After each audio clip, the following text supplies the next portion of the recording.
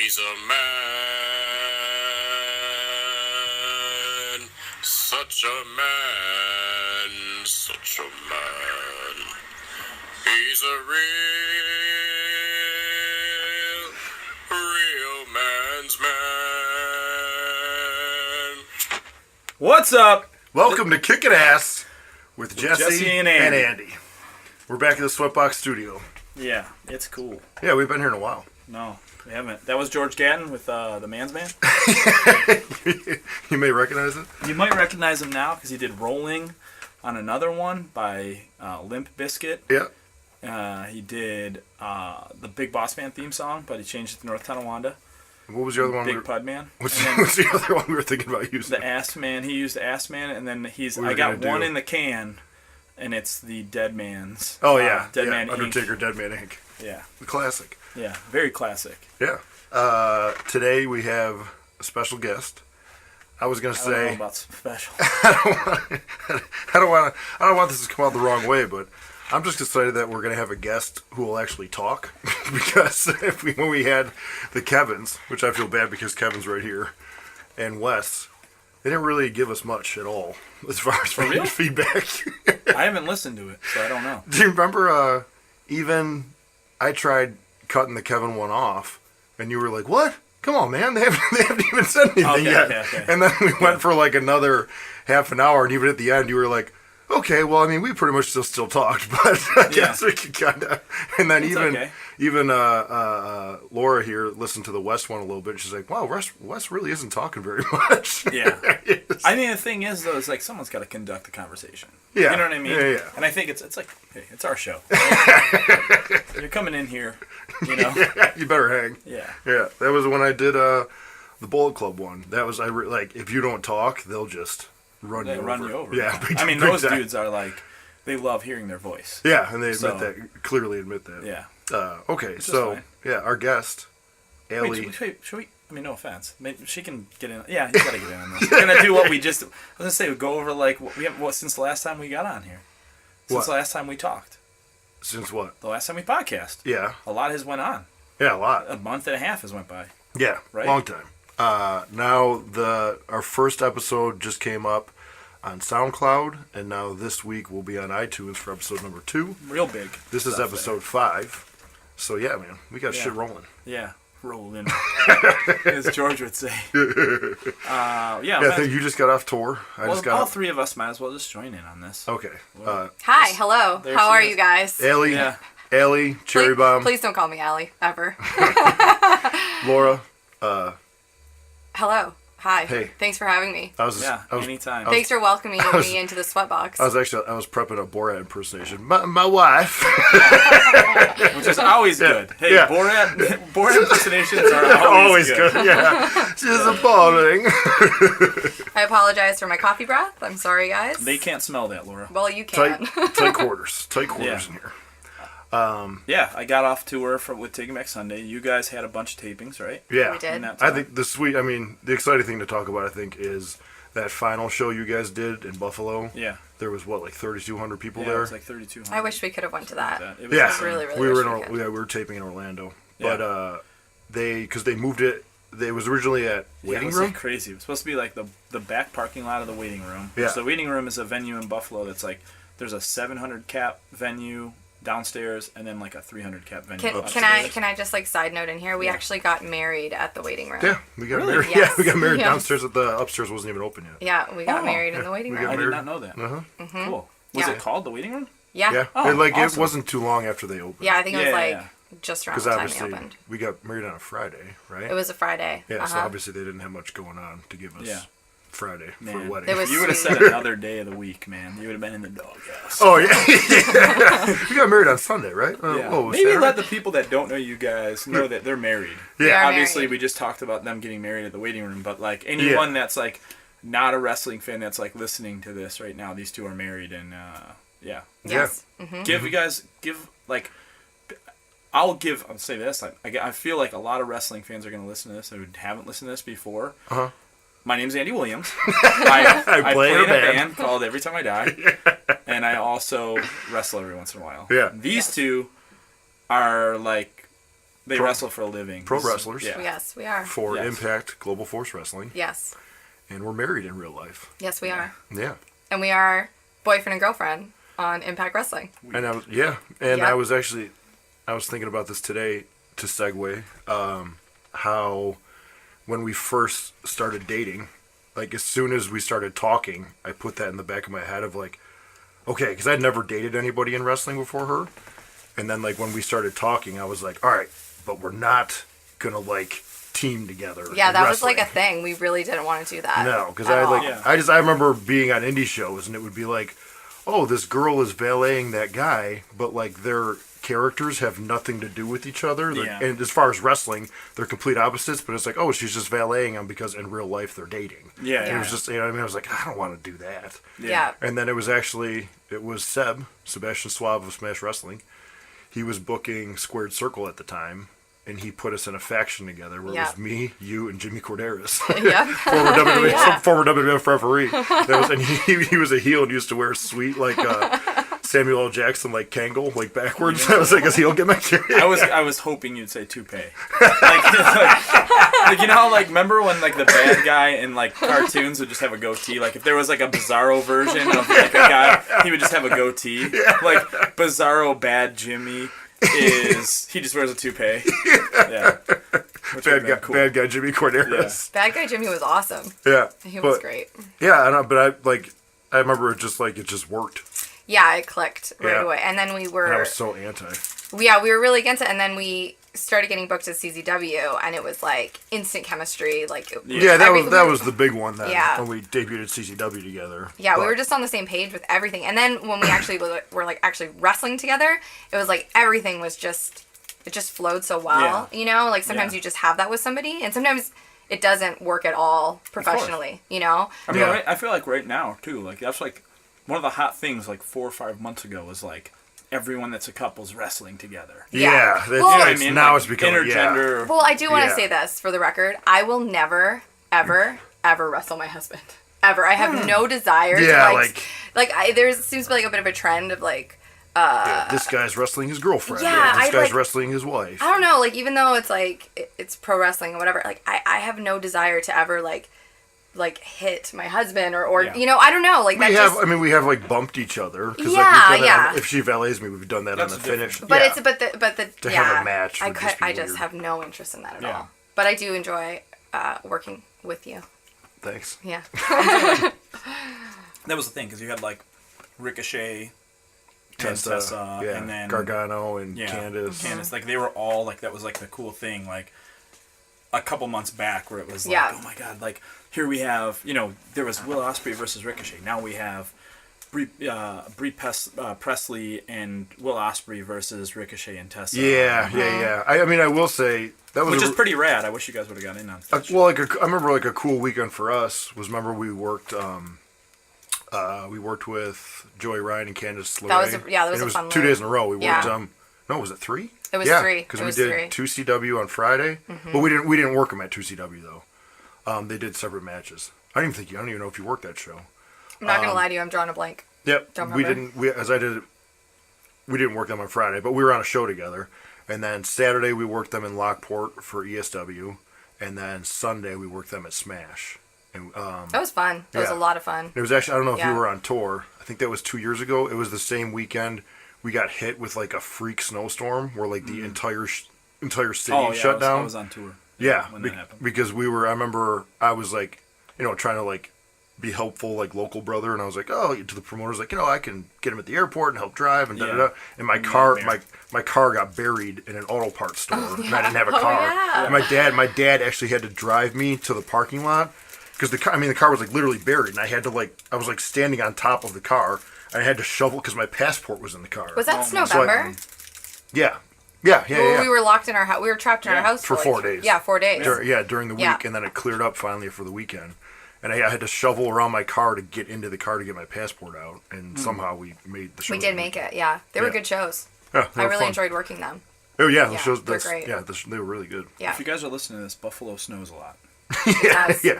Yeah, and that was. Have you ever like? I think that's like getting back to like remember the North Tonawanda Buffalo episode of Kickin Ass. Yeah. like we all episode 2, I believe. We're a little more hardened, I think, because of that weather. Yeah. And like there's been numerous times where I'll like meet people and be like, oh, I can't drive in that. And you're like, really? Yeah. Like, I'm gonna get in my car and I'm gonna cruise. Yeah. Yeah. Okay, I'll see you there. I'll be in Cleveland that day. Yeah. There was that happened with us a couple CZW shows. Was like there was like freak snowstorms. Just driving. Like, no, and like we showed up and they were like, oh my god, how did you guys get here? And we're just like, oh what? I don't know. Yeah. Yeah. Several times. Yeah. I feel like that's happened a lot. And now my clock is kicking in. I just said that Joey Candace thing was like 2 years ago. Pretty sure that was the first year we were married, which is about 4 years ago. Wow. Because, that was really? the first year she moved, Laura moved here from Toronto. It was like, oh yeah, we'll live in Buffalo. And that was like, within the first year we were there, it snowed, so we were literally trapped in the house for 4 days, which has barely ever happened to me I'm from in my Canada. Like we get a lot of snow in Canada too. But that was intense. That was crazy. I've never been locked in my house grew up for 74 miles from here.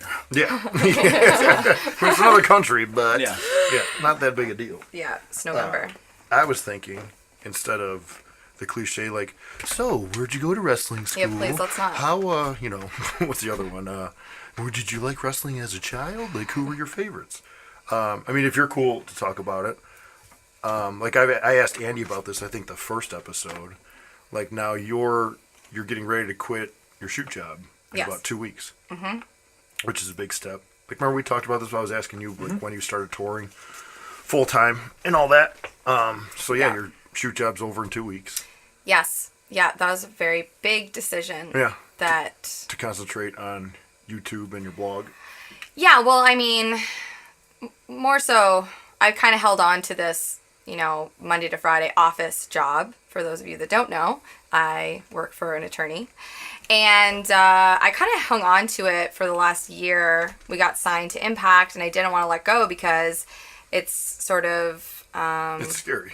It's scary to just like let go and just become a wrestler full time. And it's something that I've wanted to do and for the last 13 years. But knowing you have a job to fall back on is really comforting. So I sort of made the decision about a month ago that, I don't really need this job anymore, and I'm just sort of hanging on for dear life. Yeah. And so it was time to make the choice, and I did. I mean, I just, like I said, I noticed gradually, like, as you get busier and busier with the YouTube stuff, and now you started a blog, it's like you don't have any time for anything. Right, and the traveling with wrestling, it's just too much. Even at the office job, you were part-time, and now Kelly's bumped you down to 3 days a week, and even at 3 days a week, it's just there's not enough time in the day. Yeah, I mean, I was there full time. I was Monday to Friday, and then I went down to 3 days. I thought that I could juggle it all, but honestly, it's just... I'm sort of like... I'm of the belief, like, when you want to do something and you want to do something to 100% of your ability, like, you have to put everything into that. And if there's something that you're doing that is distracting you from doing what you really want to be doing, you gotta just snip and let it go. And that's like how I kind of explain... Like, it's the good explanation of when to let go is kind of like when people say, like, oh, man, you got a long leash. You know what I mean? Or something like that. Right. Like, what do you mean? You think about like a kid, right? Yeah. If you're at a carnival, sometimes you'll see a kid that's like on like a parent leash. And he's like out there. You know what I mean? Then the next year, your parent goes, oh, you know what? He doesn't need this anymore. Yeah. You know what I mean? Yeah. And then you're kind of like seeing the world free up a little bit, where it's like, oh my God, they're trusting me to go around the block. Yeah. They're trusting me to go 2 blocks and 3 blocks. Yeah. And gotcha. I get to go to the city of Buffalo. I get to, you know what I mean? Yeah. Like, from outside. You know what I mean? Like, yes. And that's how that shit works. And, like, I think, like, once the ball starts rolling on that, you'll start realizing, like, wow, like, all the stuff that you're doing still isn't enough. You still want to do more. Still want to do more. You know what I mean? Yes. So, like, yeah. and I think that's where, like, inspiration comes from, because you'll see things differently. And you'll be like, oh, shit, like, my schedule is now either your schedule tightens up big time or opens up where you're like, oh shit, like I used to like have to eat breakfast right now. Now I can like literally go work out, come back, chill out. You know what I mean? Like definitely. Definitely. You know, I don't know. Yeah. No, I see what you're saying. Yeah. My biggest thing in life, like right now, especially at the age of 40, is that rest is just as Crucial. important as a workout. Crucial, yeah. So, like, having time where you're, like, say you do a full day of shit and you still have to go to work, to not have that decompression moment, to just go to bed with, like, animosity of, like, oh, shit, I barely got everything done today. And then you go to bed and then you wake up the next morning, like, I don't think that animosity goes away. It doesn't. No. It I think doesn't. it's just you wake up. Even if you got things done, you're still like, oh, shit, It's a constant, like, for me personally, it's like a constant anxiety all the time. Just going. Like, there's, it just never, for me, it just, like, never felt like I had even a second to, like, take a breath, because it was just like, well, no, I gotta get up, I gotta go to the gym, I gotta prep my food, like, it just never ended. And then what ends up happening is, like, you don't actually get anything done, because you're too busy, like, doing everything else that's not really even that important at the end of the day. You know what I mean? But yeah, you're absolutely right. Like, I always explain it too, like, it's like every single time that happens, it's like a rubber band that just keeps getting turned tighter and turned and tighter. and turned, and then what happens is it just gets to that point, either it pops or it releases. And if it pops, you won't be prepared for whatever happens. Like, and that usually is like, oh shit, my car broke down. Oh, it's like a breaking like point. That. And then you're like, oh god, and then you're completely frazzled because you're not prepared for that, because you're concentrating on everything else. Absolutely. 100%. We've talked about that a couple times. There's like people have like overreacted in like situations, and it's like, I think that guy's got something else going on in his life that, like, 100%. Well, I mean, like, I realized it when I was sitting at my desk, and I do want to say, like, I actually like my job, and I love the person I work for. I work for an amazing woman, and she's inspired me to actually go after the dreams that I have.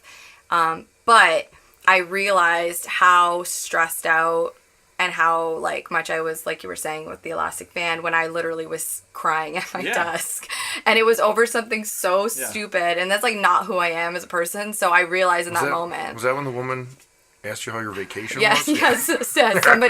Somebody came up, and she was very sweet, but she just, I had been out of the office because I was down in Orlando working, and then I was in Chicago, and I was like, I did this huge loop of shows.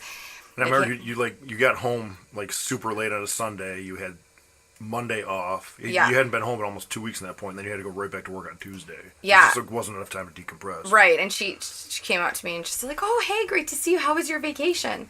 And I just, lost it on her, which I did apologize for, and then I started crying. Because I was on vacation. Well, people don't understand that. They don't understand that that's not really my job. My job is actually Impact Wrestling. That's my job. This is just a part-time thing, but it's not her fault. She doesn't know that. In music, it's the same thing. Like, when people are just like, it's always like, oh, you get to tour? That's like, so cool. Oh, fuck, dude. Yeah, you must be like just fucking and just fucking blah blah. And it's just like living the life, drinking and fucking. Oh man, it's just like, no man. I sat in a van for 9 hours today. Right. Yeah. I got to a venue. I had to eat. I had to work out. I had to, like, sound check, set my gear up, change my strings, and you just, like, give them that list, and then it's like, and then I have to get back in the van at midnight because I have to drive. Overnight drive. Blah, blah, blah. And I'm like, so where is the time am I fucking? Yeah. In drinking. that time period. It's like, okay. Like, I had a 15-minute break. Like, after I, like, got changed and cleaned up after we got done playing, I had 15 minutes to then, I had to go to a place that had food before it closed. So eat and make my body work. Absolutely. Yeah, and, like, it's just, it's like, it's always like, oh, it's not a real job. And it's always. like, they don't get it. Yeah. They don't like, understand. Oh, it's not a real job? Let me show you what I do. Like, come follow me for a day. Right. And we'll see. Right. That's totally, and I think, like, it's no fault on them. They just don't get it. Yeah. Some people get it, some people just don't which is, get it. It's fine. And at the same time, though, it's the best job in the fucking world. It is. world. It's the best. Yeah. Yes, so, like, it is. And it's funny because, like, I just got off of arguably, and this is crazy for musicians, any musician to say this, like, if you're going on the best tour of your life 20 years into your career, like, that's awesome. Yeah. Right? It says something. It was the best tour of my life. At the same time, it was arguably the most stressful tour I've ever been on in my life. I was going to say, like, the next time we're in Orlando and we think, like, we're tired and, like, oh, man, we're here for 4 or 5 days and our hotel and our 5-minute drive to Universal, like what was it you guys did? We did like 18 shows in a row. But what was it with the 12 to 15 hour drives? The last like 4 shows or 5 shows, the drives were 9 to 15 hours. Yeah, so it was literally Overnight. just do a show, get in the car, And go. You sleep And in the car. Yeah. To the next show. To the van. Well, yeah, just live. yeah. Yeah, It's crazy. straight up living. And in you're the like van. finding where to sleep. Like you get in a venue and you're just like, oh, okay. Yeah. This like little bench over here looks cool. And also, I was saying like showers. That has to be Yeah. that's Oh, I trouble- can't even. that's I can't troublesome. even imagine Venues that. always like that. You got to think we were out with Taking Back Sunday. They're huge. So That's like just- every Yeah. venue is like really nice. That's good. Which is great. Yeah. But at the same time, it's like you get in there and like it's like on that thing we hit someone on that tour. Like we were going through like just all the stressful shit that went on that tour. Like 18 shows in a row. Yeah. We did it to ourselves because when we were in the West Coast, there were 2 days off after Santa Cruz. Yeah. And instead of like taking the 2 days off to get to Portland, which is Yeah. like the next show, they give you 2 days to get to Portland, which Yeah. is great. Yeah. Like you can take your time, see movies, eat, sleep, nice. Yeah. Decompress. We were like, you know what? Let's go to Vancouver. We'll drive the 2 things, go all the way up to Vancouver, BC, play a show, and then come down to Portland. So we'll rush to get there, Yeah. which would have been fine. We could have done that in a night. Yeah. Chilled out, decompressed, blah, blah, blah. Well, then, last minute, Taking Back Sunday added a show in some place right after that show. So it went from like 2 days off to 1 day off. So then we had to like cancel the drive, book plane tickets, Oof. fly to BC. God. Our merch guy had to drive from drive Oh. all the way up to horrible. like I think we get there, literally get there at like 8 in the morning. Literally get to the hotel for like an hour. Go straight to the show, set up our gear, which is like rented gear. You don't know what you're getting. Yeah. Right. It's like it could be like I was gonna say about your gear. anything. Yeah. You know what I mean? You got Yeah. your guitar and that's it. So you go in, blah, blah, blah, you sound check. Now your brain is just fried. So you're like walking around. I don't know if you guys know anything about Vancouver, but there's like right where we played with the Rickshaw Theater, Yeah. there's like people doing heroin. Yeah, they've got a Oh, pretty yeah. big Right heroin there. problem. Big problem. There was right? a guy legit I thought was dying. Like Ugh. outside of our van. We So like rolled sad. up and the guy was just like there. And like you're walking around. Like it's really just out in the like right everywhere. there. There was a dude legit going through. He was like I have the Smarties in my hand. Uh huh. He was going through what syringes that he had were the Oh cleanest. man. It's so But he heartbreaking. looked like a zombie. Yeah, just Yeah. drawn out. And, Yeah. So then you have to like kind of cruise the streets to see what kind of food you have. And Right. you get back, the show goes on, you go back to the hotel. Literally slept for 2 hours. Yeah. Had to get back to the airport, fly to Portland. Yeah. Get to Portland, and then Portland breaks the heat index that day. Oh. For Portland, it was 112 or something like that. Didn't leave the venue. You know, like, and then you're... Yeah, so you say you were supposed to go train with some guys. It was just like, Yeah, nope. and that was it. It was just Yeah. like, nope, Yeah. not going to do it. But Yeah. whatever, you know what I mean? But like, you love it. yeah, right? Like Yeah. I would. That's, Yeah, these aren't things to complain No. about. that stress no. was like every single day. Expectation would be beat from the day before. Right. And that's what you like. I think whenever you wrestle or you play a show, if this show is better than the last show, sick. You Yeah. know what I mean? Yes, and that's literally how absolutely. it was going. Especially if you're like on a loop or Yeah. on a tour, like every show should beat the last show. Yeah, Yeah. yeah, yeah. Absolutely, absolutely. And like we do, like sometimes we have these like long runs at Impact where we do. I think once we did. I want to say 9 or 12. I think it was days. 9. Yeah. It was long. And you're doing like different. You're doing more shows. We're And we doing do, like, multiple shows Two, a day. yes, I mean, sometimes you're wrestling like 2, 3, 4 times a day. Yeah, Yeah. it was.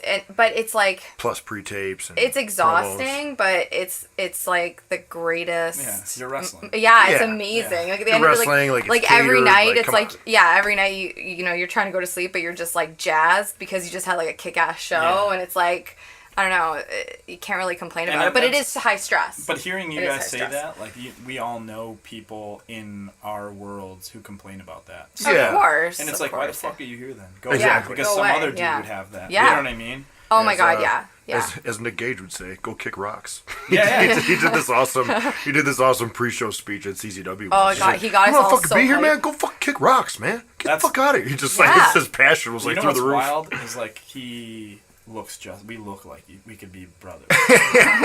Like when I have my beard, Yeah. there's like the picture for it wasn't Tournament to Death. It was the other one where it was like low lit, and he's like looking, and I remember like it being on something, and like someone saw me like looking, and they're like, "Yo, are you wrestling?" Oh no, it was when him and Tremont wrestled. Okay, they literally thought it was you. And like Nick Gage is standing there with like a light tube, and they're like, "When the fuck did you do a death match?" Like the dudes in the band, I was like, "I didn't. Like that's not me." And they're like, oh, it just shit. looked exactly like you. Me, yeah.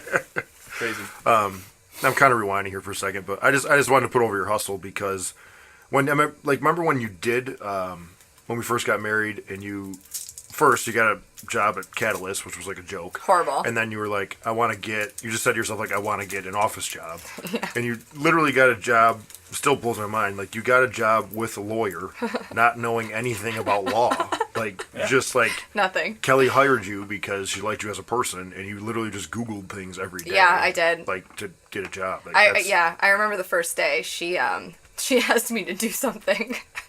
And I didn't know the first thing about litigation at all. And let me Google litigation. I just started Googling everything. She's like, I need you to do this, this, this, this, and this. And everything's really, really fast paced in a law office, you know? And I was like, yep, no problem. On it. Google, Google, Google. Oh, that means that. That means that.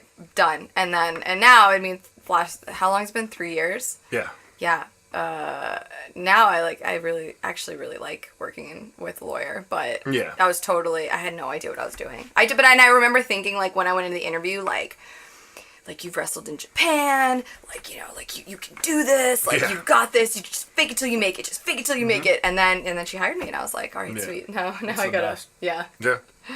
And then the big thing about it too was that she paid. Remember when she paid you when you broke your collarbone? She did, she paid yeah. you the whole time you were off. She did. She's an awesome human being. I broke my collarbone, had to get surgery, and which I did want to talk about when you broke your collarbone anyway. So yeah, she paid me the whole time I was off. She also helped me find a surgeon.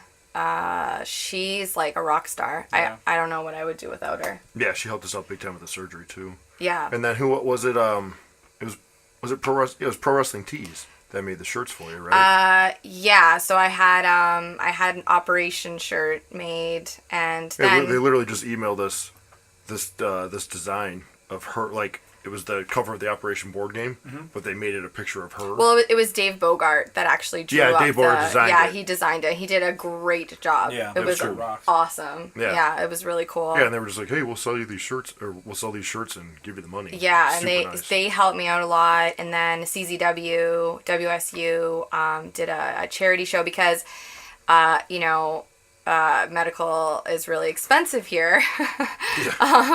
So, which, you know, coming from Canada was a nice punch in the gut. And so they really helped me out. And because you heard it wrestling Candice LeRae at WSU, right? I did. Yeah, I broke it wrestling Candice. Yeah. Yeah. So they did a charity show for you at WSU. Yeah. And then I remember I did it myself, but another one was Tremont. Did what would you call it? It was a wrestling show, but he had like vendors too, all around, and he was like, yeah, if you just want to come and hang out and sell your merch, and then he did like a raffle and just gave us all the money from the raffle. Sweet. It was like the nicest thing ever. Yeah, it was pretty cool to like, because like, I mean, I think people may not know this, but like professional wrestling, it's like we're kind of like a big dysfunctional family, and when I got hurt, even though it was like a super, super serious injury, it was my first major injury, but like I was blown away by the support of other wrestlers in the community that came forward and helped me out, or just like messaged me, or, you know, Veda Scott sent me like a care package of like coffee, and Sumi sent me like a care package of cookies, and it's like, you know, you realize that you're a part of something really, really special. I always notice that, like, too, and it's always some people you don't even know.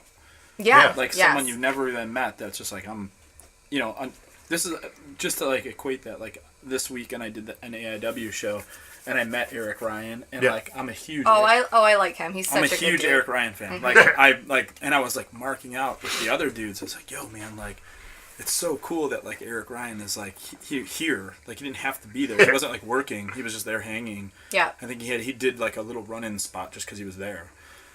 And then right at that point in time, he like walked up, And I was like, hey, and I just like changed the subject or whatever. And like I think like AJ Gray or something like that was just like, hey man, he was just like marking out on you, blah blah. And I was like, like that. And it like, I think like, and it's I always get weirded out because on the AAW show, like dudes come up to me like, man, I don't want to be a mark, but like I love your band, and it's like. You don't have to say that, man. Yeah, that's cool. no, like, absolutely. I love your work. Like that's it. Yeah, and you know, like, and that's like, you know, for me wrestling for whatever time, like a year or whatever it is, like, for me to go up to Eric Ryan, like, dude, I love. That's what I love your work. I love the fact that like you've been wrestling for as long as you have, and you literally give someone your body. Like that dude is one of the most trusting people on earth, for sure. And then AJ Gray told me a story about like him. Like Eric Ryan's like, yeah, in my first like match, Eric just let me suplex him into the chairs from the apron, whatever, and like it was just like, and then Eric just like looks up and he goes, I want to be dead by the time I'm 50. All right. Yeah, you're on your way. But man. that like it was just you know I always in music that happens too, where like it's like almost like frowned upon to like go up to someone and be like, "Oh man, I love your band. I'm so happy." Oh, is it in music boots like that? Kind of. You know, no one ever like wants to like come out and say it, but it's like, who cares? Like we're here right now. It's awesome. We're both, like in the same room together. And, exactly. Like, you guys like my band. I like your band, and it's the same thing with wrestling. It's like I like your work. You like my work. Awesome. You know what I mean? Yeah. That's great. Well, it's like at training now. Like I tell guys, it's like, I don't know. I hate that attitude of like. It's not cool to watch wrestling. Like a lot of guys, like someone will bring up like Raw or something like that, and I've seen it like a lot, and guys are like, I don't know, man, I haven't watched in a while. Like I don't even watch wrestling. But then they say some detail that's like, they obviously do. Yeah, it's like I don't know why they. When did it not become cool? Why wouldn't you want to watch what you're doing? I don't know why they think that sounds cool. Like I honestly. Like, oh, you don't want to get better? Like, why are you at a wrestling show? I don't get it. And don't you want to know what's happening in the industry? Like, don't you want to know like what people are doing or what's happening on shows? Like, I feel like it's important. It's an important part of the job. How about the fact of just being inspired? At one point in time, you're inspired enough to go, "Hey, I'm gonna go in this like shitty place with a little ring and have a guy stretch the fuck out. Hurt myself and learn how to wrestle." Like that. And now you're here, whatever amount of years it is later. Yeah. Like, I with music, like Queens of Stone Age just came out with a new record, and I haven't listened to another record. You know what I mean? Like, so I'm listening to it, and the whole time I'm listening to it, I'm just like, fuck, man, like, keyboards are fucking awesome. So then I'm like, and I would never do this with Every Time I Die. I will say it right now, like, thinking of like synth parts, like, oh shit, like a synth part in Every Time I Die song would be fucking awesome. Yeah, it's inspiring. But it's like, that's the thing, I'm just seeing something that's like there. And in the wrestling, I remember like we went into the ring that one time because you were like, and I don't know if you feel uncomfortable saying if I can say it, but you were just like, hey, you know, Dave Starr does this like, the like, roundabout thing, the little pop over thing on the head yeah. or whatever like that, and he's like, and you were just like, oh, I have a couple ideas that would be awesome out of this. Yeah, where I could do it like in a different way. You literally just went to the ring and just went with it, and it was like, you know, you weren't ashamed to say like, I saw Dave Starr do this. Yeah, exactly. Well, no, you know, like, I created this thing in my head. It's fucking inspiration. Yeah. Exactly. No, you're absolutely right. You're absolutely right. In music and in this, like, in music, like a pentatonic scale is the same thing every single time. If you listen to Slash play guitar, he plays pentatonic scales over and over again. That's his solos. So like if you're not listening to that and going like, oh shit, I could do that here, or you're seeing something that's being done, it's like, oh shit, blah blah blah. You know what I mean? Yeah. Like at this point, it's all coming from somewhere. It's absolutely art. It is. Exactly. You're 100% like, right. That's it. And like if you're the guy that's too smug to admit that you're a fan of the art that you're actually doing, it's not for you. It's lame. Right. Yeah. And I don't understand that mentality. Like, why be ashamed of that? It doesn't make any sense to me. Yeah. To say that right now, though, because you said something the other day, too. It's like, how long? You've been wrestling for how long? 13 years. You've been wrestling for almost 17, 20. 18, like years. Okay. That's so crazy. So, again, going back to mine saying, like, oh, fuck, I just got off the best tour of my life at 20 years. Yeah, exactly. Right? Yeah. The other day, we're all sitting around watching we were watching SummerSlam or something like that, and you started like literally like gushing about his matches. You know what I mean? At TNA that last weekend. And that's like insane. You know what I mean? Yeah. So 18 years in the thing, Yeah. you're stoked because Hector Garza Jr. did one thing, did a neck breaker off it. Yeah, that You're I've like, never Oh, it done. was I've bomb. never done before. I need It to was do that. Oh, Yeah. it was so bomb. And you know It what was I so mean? bomb. Like, if you Yeah. think about that, Yeah. like, 18 years down the line, you're still seeing things that are going like, oh shit. Or Like, even like Yeah. what me and Psycho Mike just did at Smash Wrestling. Like that's by far like a top 3 moment of my career. it Yeah. makes Like, me so happy because I'm always gone. Yeah. So when I get a text message from Kev, and I get a text message from Blackwood, Yeah. and I get a text message from Seb and James and you, Yeah. and Laura, you know what I mean? Like, Yeah. you gotta fucking see what happened tonight. Oh my Yeah. god, Yeah. that last Smash card was like, Yeah, top I to got bottom. I got a text from Kev. Like, Blackwood text me, you text me, Yeah. James text me, Seb text me. Like, Yeah. everybody was just like, dude, tonight was magic. yeah. And it was fucking awesome, and everybody killed it. I Everybody said had a great match. hands down. I think it's the best indie show I've ever been on. Yeah. Because So before. Which you've said again. I said yeah, because I said Yeah. that about. I know, like I sound like an But that's what I'm asshole saying. repeating myself, Yeah. but I No. told Seb, I was like, Seb, I know I said this. Yeah. That first show, But that that's first show they did cool. in London, yeah, where I worked Davey Richards. Like that show topped it. It was amazing. Yeah. The show, the atmosphere, everything. I was like, this is the best indie show I've ever been Yes. on. And now, I mean, less than 6 months later, they Like, it topped it. happens It's like, again. yeah, And it's gonna and I've happen been doing again. this for 20 years. Yeah. yeah. It's Yeah. insane. It's awesome. Before those 2 shows, I can't even think of like a show I've been on where I was like, oh, that was rocking. That was the best Yeah. show I've ever been a part of. I can't even think of one. And again, Yeah. I'm not trying to throw you under the bus No. because I know you guys are under contract. But I haven't, like, once you've come to me and said, like, oh, this thing's really cool that we're doing down there in Orlando. Yeah. But now I'm hearing it more often than I was a year ago. Yeah. Yeah. Do you know yeah, what I mean? yeah. So Yes, yeah. what you guys are doing in Orlando now is a completely different beast Yes. than Yeah. what it was before. Yeah. Right. Like, I mean, Yeah. there's, like, you know, they're doing such different things. And I think Jeff Jarrett really has, like, Yeah, Jared, dude, he's like, because I asked him for some advice with the angle that I got going on with me and her, and it's like Yeah. he just, I mean, it's like he's that guy where everybody's coming to him and he has a million things going on. course. So when you go to him and you talk to him, you got to make sure you're not wasting his time and his Yeah. good Yeah. time. So like when I grabbed him, it's like you could tell he's totally thinking about something else. I'm like, hey Jeff, you know this, and you can tell he looks away for a second and he thinks, and then he's like, yeah, and it's Yeah, just his so- idea. It's just yeah. like, holy shit, man. Yeah. Like, you know. It does. It like expands your mind. Yeah, you gotta It, like, remember. You gotta really- remember. I mean, he's a Memphis brother too, so Yeah, like yeah. They did all that awesome shit back in the Yeah. day, Yeah. like just angle storylines, finishes, like it's all Yeah. a piece of cake. Yeah. awesome. Yeah, it's cool to be around people like that. But it just seems like, again, it doesn't seem like a job. no, No. It did seem like a job, kind of. A little bit. I don't. For me, honestly, Impact hasn't Okay. yet because like I mean, I always go to this. It's my first official wrestling job. Yeah. Yeah. You know what I mean? Official contract. So like to me, it's like everything is amazing. Oh, you're cool, yeah. I- You're also a different person, though. Yeah. Jesse, Oh, yeah. Jesse is the most positive. He's the best. There They it is. call- He was is that? literally the most positive person ever. I caught on to ever. it. Like Eddie Edwards, DJ Z, Robbie E. They're like a big group. They all hang out and Yeah. crash together down. They call me Positive P Yeah.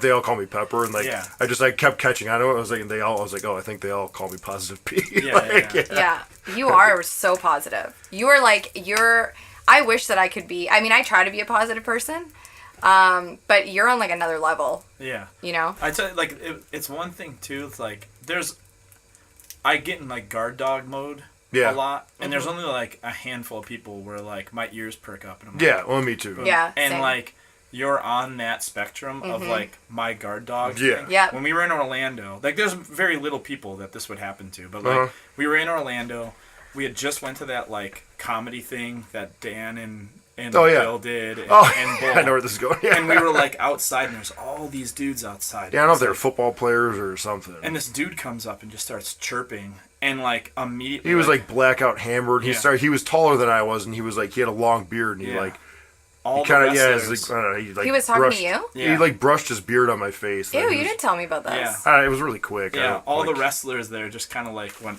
whoop, like that, and then me and Nate were like, like I lurched Yeah. over and like my fist, I was like ready, and then the guy like probably sensed because we were like right on him like immediately, and then like the guy like walked away. because his or buddy like grabbed that. him, so I think Yeah. his buddy kind Yeah. of And like Nate just goes like, I don't think these dudes are ready for what we're about to do. Like, because all the wrestlers were like yeah. just looking at us like, oh shit. For me, it was like it takes a lot. Like I'm not a I hate course. I'm not a confrontational person. It No. takes a lot to get me mad. Like that was like I remember he bumped me, and it was just like, oh, whatever, man, no big deal. And then it he was like really busy down there too. yeah, and then he was like, oh, and I was like, oh, this guy's blackout hammered. And then he kind of like rubbed his beard on me, and he was like, I'm so happy I didn't see and he that was happen. and he was just like, oh, sorry, man, it was big. And it was at that point where it was like, okay, this isn't a big deal, but like one more thing, this is gonna get bad. So and then luckily then his buddy grabbed him. Yeah. That was it. I feel like because you're so positive and like you're such a good person, like I tend to gauge other people based on your opinion of them and also like what people think of you. And if you walk into a locker room, and Andy, I'm sure you'll agree with me, like I never hear anything bad about my husband. Not one person. And if somebody does, if someone does, I know automatically that person is probably an asshole because you're such a nice person. And part of me feels like because you're so nice and you're very giving and you're just a good human being, like I feel very protective of you. And I feel like if I am ever in a situation where I feel like someone is either trying to take advantage of you or trying to, whatever they're doing, if you're working them and they're trying to get over on you or whatever it is, like I can't help but just get a little bit protective and just want to like put them in their place. Because I feel like because you're so nice and so giving, I feel like people sometimes feel like they can take advantage of that. Yeah. And I don't know if I'm just being like what you were saying. What'd you call it? A watchdog? Like guard dog. You're a guard dog. Yours But like sometimes like I feel like that. Like I'm just like, I feel protective of you. Yeah. I think the only time I always bring this one up when you said we were sitting at the merch table at ESW. Oh yeah. And you remember you weren't wrestling the show, but you had merch out. Yeah. And you had some pictures. And I remember, I think it was like intermission was just ending, so everyone had kind of already taken their seats, and we were sitting there, and some blackout hammered 40-year-old guy walked by the table. This fucking 40-year-old guy. He was way older than 40. Was he he? was probably in his late 50s. He was creepy. Damn it. He definitely was not 40. I mean, I'm near 42, so He was creepy. he just kind of stumbled by the table and looked over at her pictures. And was like, when he just said something real creepy. And at the time, a lot of people call her Supergirl because when she wears her glasses and she's dressed down, a lot of people don't recognize her. Yeah. So she was dressed down, and he basically looked at her pictures, said something creepy, and I don't think he realized that was actually her. Yeah. And he said, I don't remember what he said, and I just kind of it was gross. yeah, and then he kind of looked at me and I was gonna agree with him. Yeah. And he went to walk away, and I was just like, she's right fucking here, asshole. And he was just he got all weirded out. It was just like, fuck out of here. I think that was the only time I've ever seen you get mad at somebody talking to me. You're usually very laid back. Yeah, it takes a lot. It takes a lot. You know? Yeah. I'm usually pretty chill. That's all that was. That's what I was saying. So you're a really nice guy. Just the best. Like guard dog. wrap it Guard up. dog will always come out. That was the one thing. Yeah. So if I hear someone chirping or something like that, I'm always like, I can't Yeah, same. sucks because Same. I can't think of any examples off the top of my head. But I do say a lot about when not just wrestling, but people they're so nice. It's if you meet somebody who doesn't like that person, they're there's probably something. different. Yeah, there's something shit, wrong with that. There's just a honestly, shit talker. For I did AIW this weekend. Anytime I bring your name up, Yeah. it's just oh shit, yeah, cool. Yeah. Yeah. Wait, you're gonna Yeah. tag with that dude? Yeah. Oh, Yeah. that's awesome. You know what I mean? Yeah. All the dudes at PWR, anyone that was on that show that wrestles at PWR and Yeah. Erie, they were all just we're stoked when he walks in the locker room. Yeah. It's cool. Just such good energy. What, You always do. I'm gonna sound like I'm putting myself over in this one, but this go ahead, this yeah. popped me pretty Do good. it. Kev, Just do It's it. getting fucking huge. Kev did some WWE extra work, and then remember you saw Gulak? Yeah, I And was what just is- thinking about it. Yeah, it was you'd already been there for 2 days, and then you said something about Smash, right? Yeah, because he didn't remember me from Smash, but So basically, he didn't Basically, he basically didn't recognize you for yeah, 2 days. Yeah, he didn't recognize me, but he asked me who trained me and stuff. So I brought him up. He's like, "Oh, you're one of Pepper's boys." I'm like, yeah. He's like, make sure when you're talking to people, you tell everybody that you're one of Pepper's boys because he's highly respected in this business. That filled me with so That's much fucking pride. sweet. I was so proud when I heard that story. I was Yeah. like, oh. Good. Oh, I will. So, yeah. And actually, if we didn't have a song today, I was actually gonna play Don't Bring Me Down, Electric Light Oh, yeah. Orchestra, because that was where we crashed in Gulak's. Oh, yeah. We crashed in his living room. And I remember you went to sleep and you put earbuds in listening to Cannibal Corpse. And you went to bed. And then, like, we all just, like, you know, like, when one person, like, I mean, there's, like, 6 of us in the living room. And then, Was like, I there for that? Yeah. Because that's when we went for that horrible breakfast. Oh, And we'll- the yeah. $20 bread. We'll get there. But then, like, Dick Justice was with us. And, like, it's like, you know, when, like, one person wakes up and then other people start rustling and waking up. And, like, you just, like, reached over to your phone and you were like, hey, guys. You just turned on Electric Light Orchestra. Yeah. There was, like, a point in time where, like, you know, when you're in a van with people and it's like tense, it's like just tense. We've been Yeah. there for fucking like 3 weeks. I used to start every drive with Electric Avenue. Yeah. Oh, it's so good. And then like you can't be mad after that. Exactly. Yeah. Another one was Christopher Cross. It was Fly Like the Wind. Fly Oh, yeah. like the wind. You can't be mad after that. Rule. Yeah. I was just thinking about that trip because we went to get breakfast. I think the place we wanted to go, Beginning with an S. Sabrina's. Yeah. I think it was packed. I think you actually called the wrong location. And That was what I called the wrong We couldn't go. location, yeah. So we were all like really, really hangry and we just wanted to eat.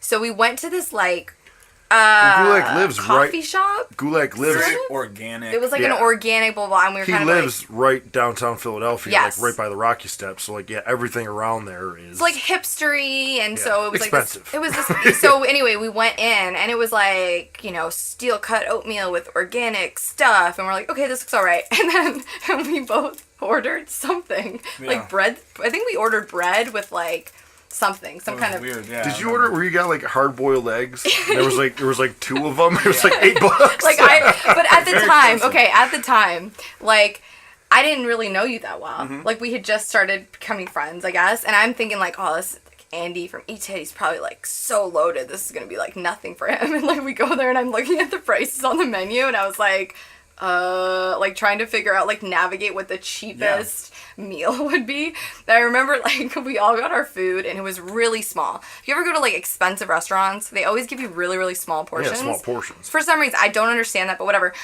And I just remember, like, I got my meal, and it was, like, half of what I would normally eat, and I just look over at Andy, and he's looking down at his, like, two eggs. Yeah. And this weird, like, salad. Like, it Yeah. was... And the bill was really expensive. It was almost $30. Well, I remember we were all For nothing, Like you like- could tell we were all thinking it in our heads, Yes. except Gulak and his fiance. Yeah, they were Because pretty, like, it was stoked. it was like their Yeah. idea, and then like finally, like Dick Justice just goes, "This is the most expensive breakfast I've ever had." Yeah. Oh, that was so fun. I was just thinking about this, like, 2 days Yeah. ago, laughing to myself about Yeah. it. The Like, thing for remember me those that the breadsticks? killer was like on the road, like give me Denny's. Like they're everywhere. Yeah, it's it's the easy. cleanest diner. But I'm a meathead. Like I need big portions, Yeah. and I don't Yeah. want to spend $50 on a Yeah. meal. Right. So it was like that Sabrina's place was usually pretty good. And they have, like, a tofu scramble. Yeah. Which You were talking was, about, I was you were so talking about jazzed. some like stuffed French toast or something. No, that was Gulak. Or Gulak, yeah. Someone was like really putting that over. I mean, the always food's got- amazing. And Yeah. they also conveniently have a bunch of vegan options Yeah. and regular food. So Yeah. it's, like, Good this portions. perfect. So once that got cut, I was like, man, I just need awesome like coffee. The coffee Yeah. there I just is need like a good. Denny's or something. Then we go to this. Like the killer sign is always like when you get a menu and it says like, you know, like a hamburger, and then like the price is just a $5. You know what I Yeah. mean? Like it's not like Yeah. $8.95 or it's just Yeah. like a $5 with $1. Like usually Yeah. those are really expensive. It was And, like, pricey. yeah. Yeah, and it wasn't a lot of food. And I remember No. still being very hungry And if I don't get a afterwards. big Yeah. breakfast, I'm donezo. And We, my like, coffee actually was went- in a bowl. It was a bowl coffee. Yeah. Do we go to First of Wawa all, who- after? I think Yeah, I think maybe. we went to Wawa. Yeah, it was Something totally like that. To get more I food. remember now that I'm thinking about it, I remember my coffee. I was so jazzed for coffee, and it was like weird, and it came in a bowl. Yeah. I was like in my Oh, head. and they gave us like a kettle kept of coffee. Yeah, or it was a something. kettle. Yeah. And I kept thinking that I was like, there was some weird like Yeah. thing that, and like Dick got something crazy that day too. And I remember like The best thing was like was those so 3 bummed. hard boiled because they came Yeah. in like they all Yeah, had like a separate. little silver separate. They had like a little silver thing they were sitting in. yeah. And I remember I asked the waiter for like something normal. Like it was like, I don't know if it was like peanut butter. Like I Fuck, wanted I- something, and I remember him I want to looking. think I can remember this. He looked at me. Yeah, you were insane. Like I just asked him for something From- completely from a different outrageous. world. Yeah, like we don't have peanuts It was because like granola.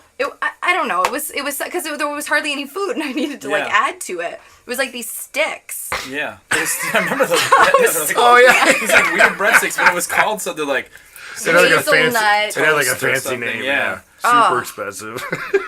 I'm pretty sure I asked for peanut butter. It was just a very strange experience. But I mean, don't also know. to say, like, Gulak might even be more of a positive person than I am. Oh, he's he is just so always positive. And I remember, like, he was just like, "Yeah, this is great." Like, He's like the now best. nothing bothers him. Like nothing. awesome. That's another one. And when You I can't- see you him can't get faze him. upset, I'm like, yo, okay. I've like, never seen it. And I've seen it a couple times, but when I do, I'm like, oh man, like, kind of just, Yeah, definitely. That was a great trip, though. It was fun. Yeah. Was that the That was car? kind Was of- it us three and Dick? I feel like there might have been one more in there too. But No, don't I know- think it was 4 I of don't us. think we could Yeah. fit 5 Yeah. in the car. And I think it was I 4 of us. remember, yeah, because we stopped. I was making Dick eat with me. So every time we would stop, I'd be like, "Dick, we're getting a milkshake," and he'd be like, "All right." And then like we get out and we went to like a place called like Wimpy's or something. I was No, like, you're missing. That was when it was Oh, me, shit, that me, was you, Denver. and Dick. Denver, Pennsylvania. Pennsylvania. Yeah, what you okay, say? never That mind, was never mind. Denver. No, it wasn't No. Denver. I don't Was think I Dick there? I don't think Dick was with No, us. I don't think I was there. 100%. I think he was already there. I don't think he came. He with was us. with us 100%. For real? Yes. Because you were at. This was one of those like depressing because like everybody was at WrestleCon. Yeah. And I wasn't Oh, booked. I was yeah, like, yeah. I got this booking in Denver, was Pennsylvania. One of my And favorite. luckily, shows of luckily, all you time. guys came with me. Otherwise, it would That have was been one of by my favorite myself. shows I've ever been to. It was in a garage. It was fucking Amazing. But like, It was but it great. was in a garage, like less than 50 people, but like they all still thought wrestling was real, and it was so fun. Like You know what I'll show's do those fucking- shows all day. And you know what show is awesome when Jesse rolls up to the dude he's wrestling and the guy goes, "I'm not running in there tonight." That was the first thing out of the guy's mouth. "I'm not running in there tonight." I can't And remember. like the boards were all fucked up. Yeah, the boards were all messed. The ring was bad. Yeah, Oh, So yeah. cool. yeah. And that was a night too. We're like, God damn, this I could talk about this specific show for one entire podcast. So Oh, yeah. every local scene has their Hulk Hogan. I'm Yeah. not gonna call this dude out. Yeah. But Denver has like a guy. The local guy. And he didn't show up until like right before, and he was wrestling. He had a sweet car He was too, wrestling didn't he? Mark He had like a House. Hummer. Yeah. Oh, wow. Those are terrible for the environment. Mark House, the guy's name was, Was it? right? I don't think it was Mark House. So I don't think he was there. No, are you sure? I'm pretty sure it was him. Maybe. Anyways, he wrestles this guy, and apparently the guy shows up right before the match, says some shit, they go out there. So, dude's in the ring, like not... It was a big schmoz. Like a lot. It was just was it a guy tag I'm- match or a singles No, match? no, it was singles. Okay. The guy I'm 'Cause it ended up with like thinking- 8 people. Yeah, the guy I'm thinking was Mark House, was already in the ring. Uh-huh. Other dude comes out with a guy in a wheelchair who is like Yeah. extremely overweight. Okay? Which will come into play later. And I'm only gonna say it just so that. So dude comes out, guy's in the ring, he grabs the mic, PG show. Yeah, PG kids. show. A lot of kids. Very PG show. Kids are. First thing out of the guy's mouth is, "Remember when I put my fingers in your ass?" And the look on the guy's face was like, where is he going with this? Like, not like, oh yeah, we did that before. Like, it was like, he was like, oh shit. And I think the guy like put his hand up and just goes, yeah, I remember that. Like that. And then he cuts this like promo about his shit. Oh, man. So like, and this isn't knocking the dude in the wheelchair, but it was like the elephant in the room was like this guy. He didn't like address him. He just came out with him. Yeah, Who just, was he? Just Well, was- this is Oh, I'm we're getting going there. So he there, comes okay. out, the dude. Dick starts telling me this story as we're sitting there, and Dick is now at this point in time. He's kind of liquored up. Oh, yeah. Lips are getting a little loose. And he goes, about 3 years ago, I was in a rumble somewhere in this area, and this guy, the local Hulk Hogan guy, I guess Dick did like the hokey like undercut. Yeah, he should have his uppercut, punches or something. like cane punch Right. in the middle of the match because it was like at that point in time like the rumble was like a joke, right? Okay. So he did those things, and when he got back, this guy like got in his face. He's like, "It's strikes like that that are ruining the business. Like, Oh my you gotta gosh. tighten up. You gotta tighten up." Now this guy is now rumbling right by us, and well, I mean, at this point, is this when there's like, because I know there was a lot of run-ins. Was this the point? no, like- there's no run-ins at this point. Oh, okay. They're just brawling on the We got outside. some time. About 2 feet from us, and Dick is going, "Your punches suck! Your punches are ruining the business!" Like, and this dude which is, his strikes did suck. Oh So anyways, my gosh. go in. There's like fucking 4 or 5 different fucking run-ins. Like people are coming out of nowhere. There's like no finish. I don't remember it ever finishing. He pops his head out. Because I just remember, like, I mean, it was over, like with the crowd, because I remember it was loud, and I was like, what is going on out there? Like, well, because there were so many people in the ring, it had to be loud. There was like 40 people. Yeah.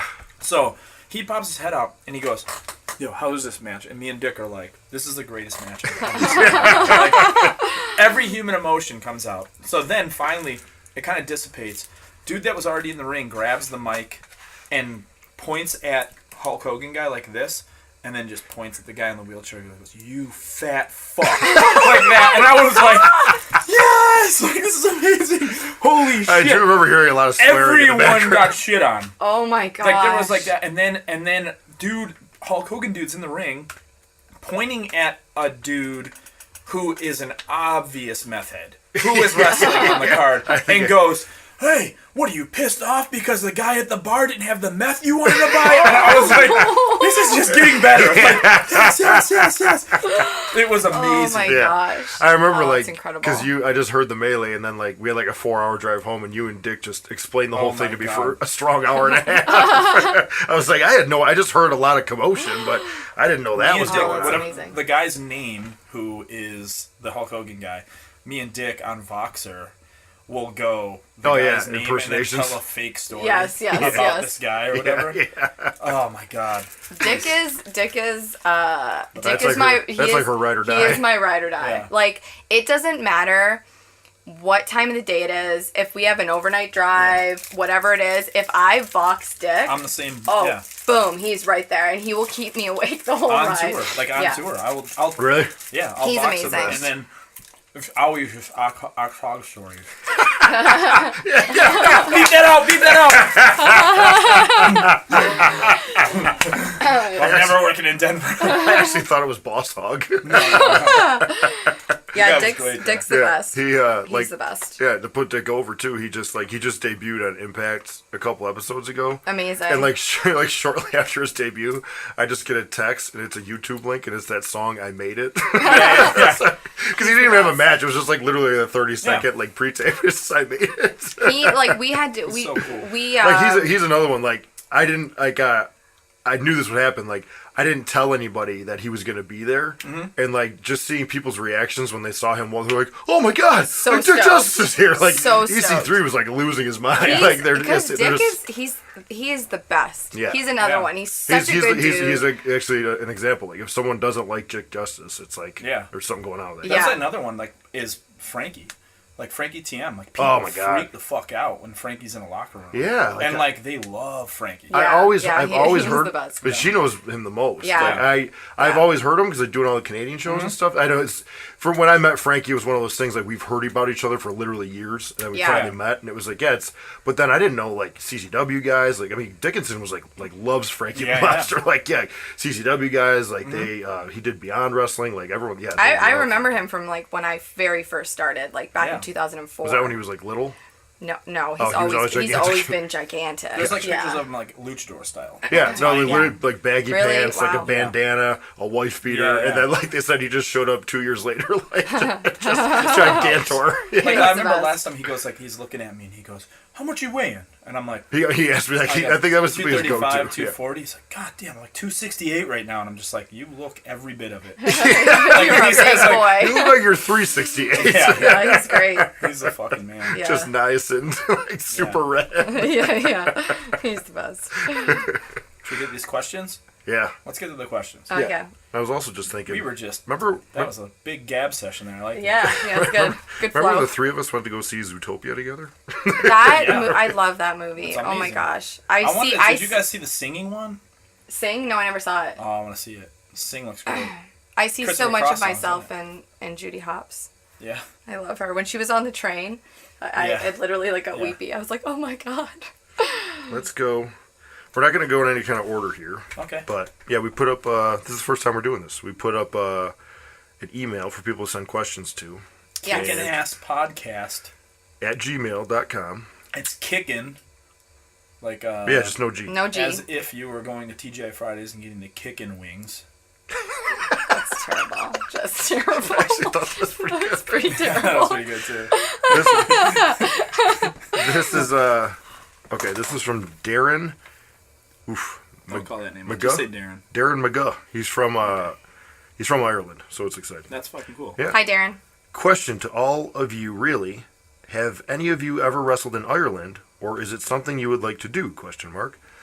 There has been a huge explosion of interest and growth in wrestling over here in the past few years, which is great, with bigger and bigger cards and wrestlers making the trip. Maybe we might see you someday.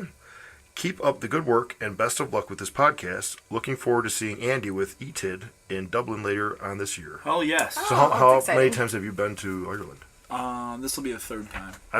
This will be the fourth time. I've always heard it's like incredible. It's amazing. Yeah. I really felt bad because the last time we played there, we played in this venue, and like one of our amps legit died a second in. Oh. So we just like sat there waiting for like another amp. We like the backup was literally like down the stairs, like outside in the Oh, trailer. man. What, like 2 minutes seems like 20 minutes? Yeah. That sucks.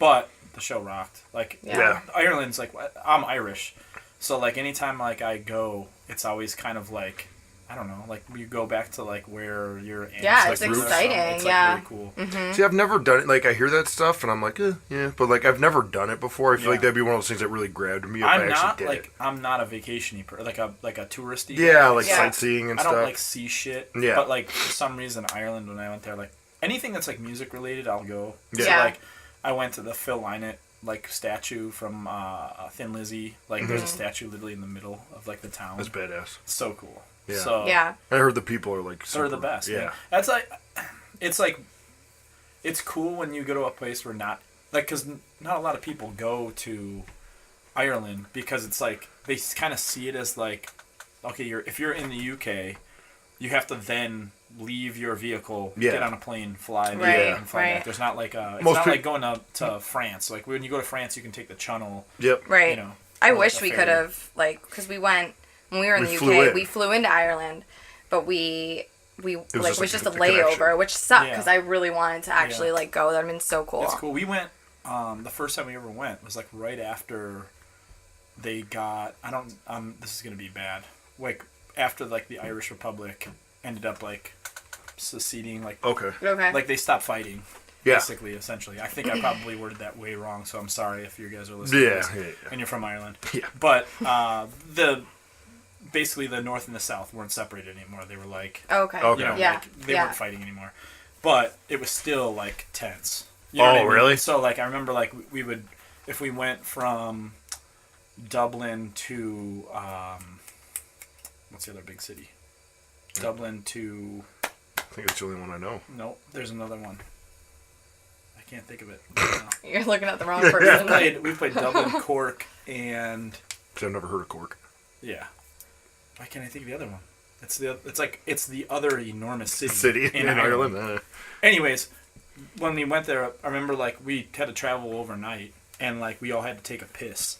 We wanted to get like something to eat, and our like driver literally was like, "Go in and come right back." Like right where we were was still like kind of hostile. Oh, really? It was crazy, but then like you get there and like you get to like the shows, and like legit like everyone's just like, "Thank you so much." Like the last time a band, like we were there with Chimera, and like Yeah. the last time anyone had been there was like Slayer was there like 3 years before. Yeah. Wow. You know, so Yeah. like they were just everybody was so appreciative. Well, that's like, I mean, I think of that like with wrestling too lately and stuff like that. Like this guy's saying, like, you know, within the past few years, there's been like yeah. a big resurgence of wrestling in Ireland.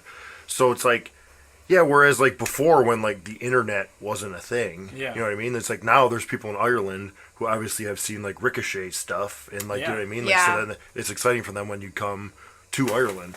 Like, I mean, I would think it's the same thing for music, right? Yeah, it's the same thing. Yeah. Yeah. I mean, Right. to answer his question, yeah, like 1,000%, I'd love to wrestle in Ireland. Yeah, Like, I'm ready to Yeah. wrestle anywhere. That would be yeah, really cool. exactly. Like, I mean, just even yeah, like I want to wrestle on the West Coast of Ireland. going I to mean, the UK talking was about like Fantasyland. was like that, like he was saying, like going back to where your ancestors are from. Like I found out through ancestry.com, believe it or not, where my like grandfather was born and my great grandfather, my great grandmother, and all they were all born in the UK. And I didn't know that as a child.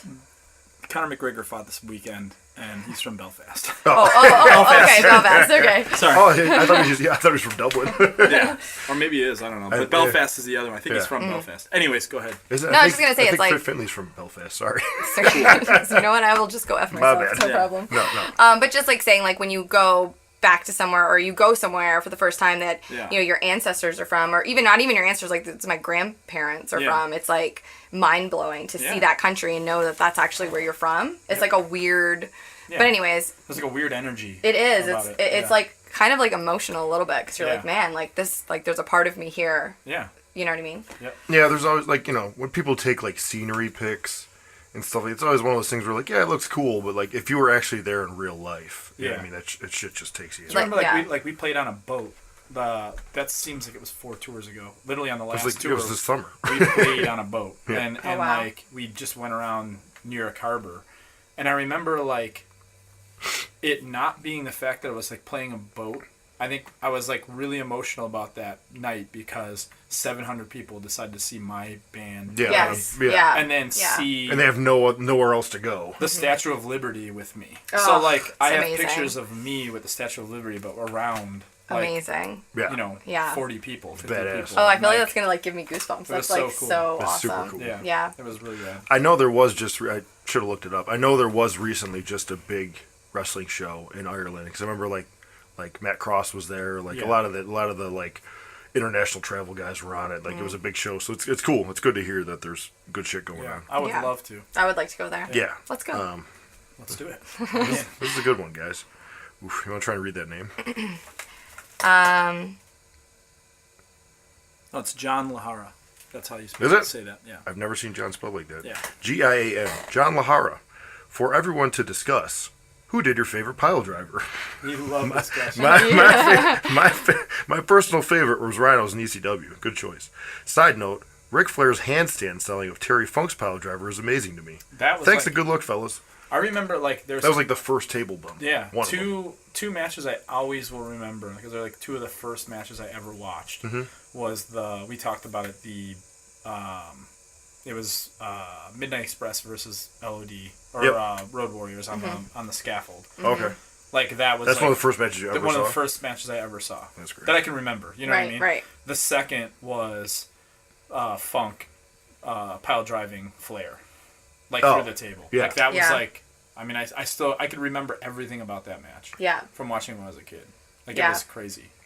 I feel like one of the first ones I ever saw was I remember the pile driver was Bret Hart's finisher for a bit. Yeah. When he was, I think he was still teaming with the Hart Foundation. Yeah, but he would do some. But then he would do some single stuff, and that's when I really started to get into him. The pile driver was his finisher, and then he morphed into the sharpshooter. But I mean, I think at the For the Table group chat. Yeah. That's what someone put up the when Dreamer pile drove Rob Van Dam, and he does that insane like flip move. It's like I've watched it in slow motion 100. Like I still don't understand how he pulled that off. Like, it looks like insane. It defies. I was just gonna say Tommy Tommy Dreamer's pile driver. This week on Lucha Underground, like they're at the end of that like Cueto Cup thing, and I don't know if you could consider a Canadian Destroyer a pile driver. Yeah, absolutely. They do like a spot where Pentagon hits Ricochet with a Canadian Destroyer. Yeah. And like the cell on it is really fucking. He stands right up. Like he hits, he's on his feet, and then he like back bumps. And it's like crazy. The coolest looking thing. And then 2 seconds later, like they like I think he went there like shit can Ricochet. Ricochet like pops up over into the ring and then hits the Canadian Destroyer on Pentagon from there. And like Pentagon's cell was like insane. Yeah. Like it was just like 2 Canadian Destroyers within like bang bang. Yeah, and it looked so fucking rad. That was I remember like when P.D. Williams was doing it in TNA at the very beginning, and it was like after a while like guys like AJ Styles and Sanjay like they all started taking like really cool bumps off of it because they take it so many times. Like, it was badass. I have like a wrestling bucket list. Things that I want to do in P.D. wrestling. Williams. Okay. Wrestle P.D. Williams. I was going with this was the pile driver question, Okay. but Tommy Dreamer, I worked at a House of Hardcore show with Tommy Dreamer, and he gave me a pile driver. It was in Niagara Falls. It was in Niagara Falls, and like I had to not smile because I was course. like, in my little head of my little list went, check. Yeah. Because it was just such a cool moment that like Tommy Dreamer was giving me a pile driver in front of my in-laws. Yeah, Yeah. my man. Yeah. It was like, Yes. you know, my parents hadn't come to a show After in a the while. vagina claw. I just want to. Oh, yeah. Yeah, you I was know, like, hey, yeah. Mom and Dad, there's like, you know, we got a bigger show in Niagara Falls, like it's Dreamers House of Hardcore. Plus, there's like a lot of legit guys on the show. Yeah. She come to that one. It was me and her against Tommy Dreamer and Mickey James. Yeah. And like, I think Dreamer hit me in the nuts about 6 times. One was he took a dude gave him his fake leg.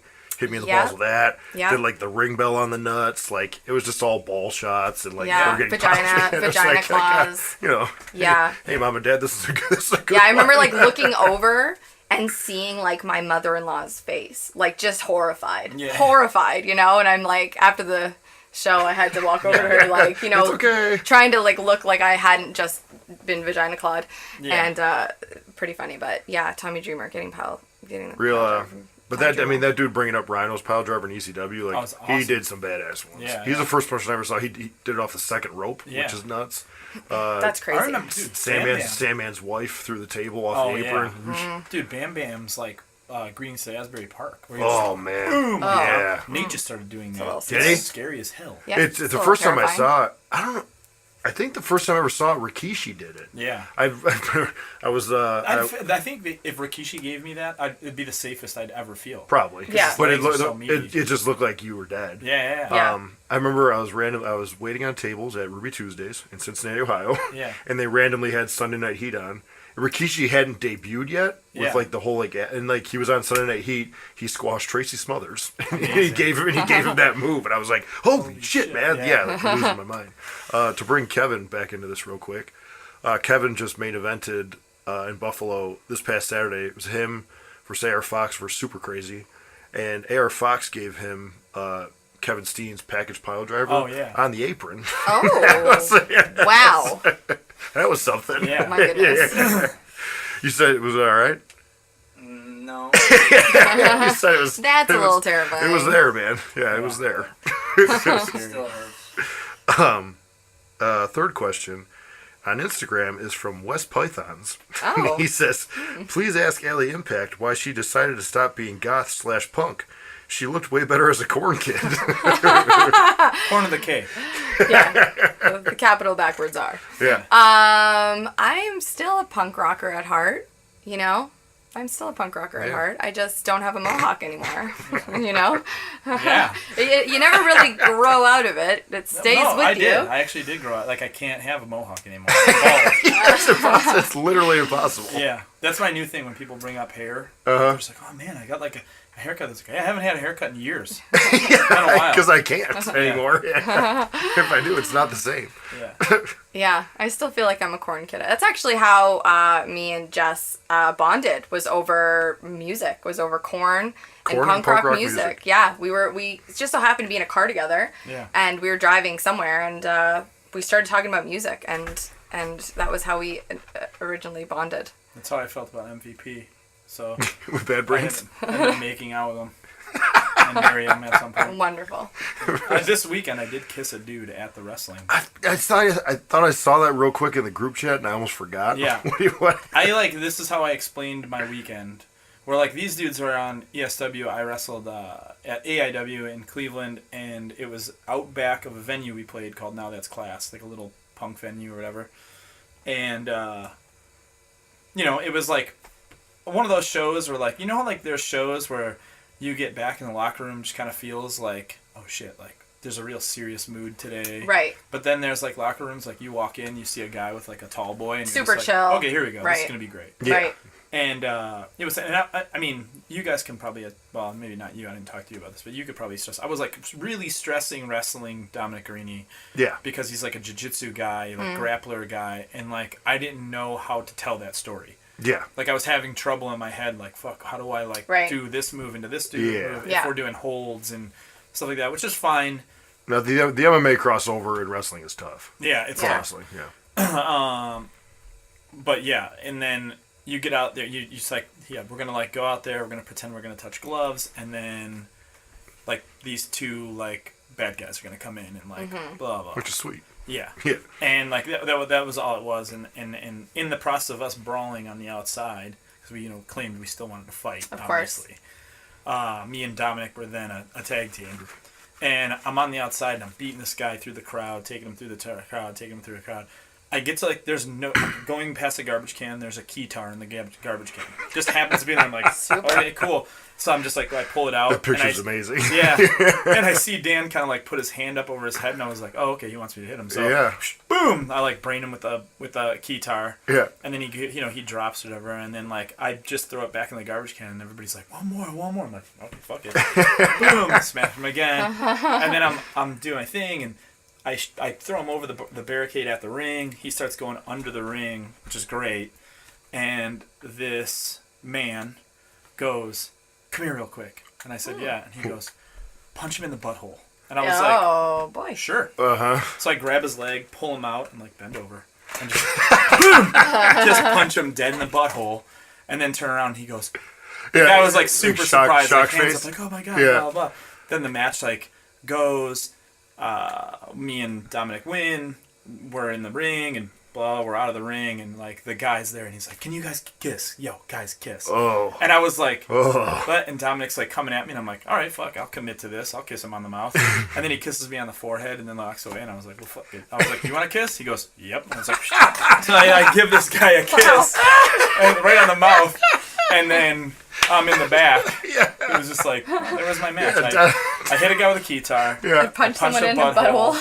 And then I kissed a man on the mouth. Oh, I love And that it. was it. And it was like, I don't know. For some reason, it was like strange. Like when Lockwood like hit me up that night. Like Kevin Blackwood hit me up. And he's like, "Oh, how was your night?" And I was like, I just sent him that. Yeah. And he was like, "Oh, cool." I actually love hearing that though, because like I said, the MMA pro wrestling crossover is tough, and like you going to Cleveland, and I was like, oh man, I don't know how I was gonna pull this off. Like to hear that that's how it went is like way better. That day, Matt Cross came to our show in Cleveland, and that's right when they announced that I was gonna wrestle Dominic.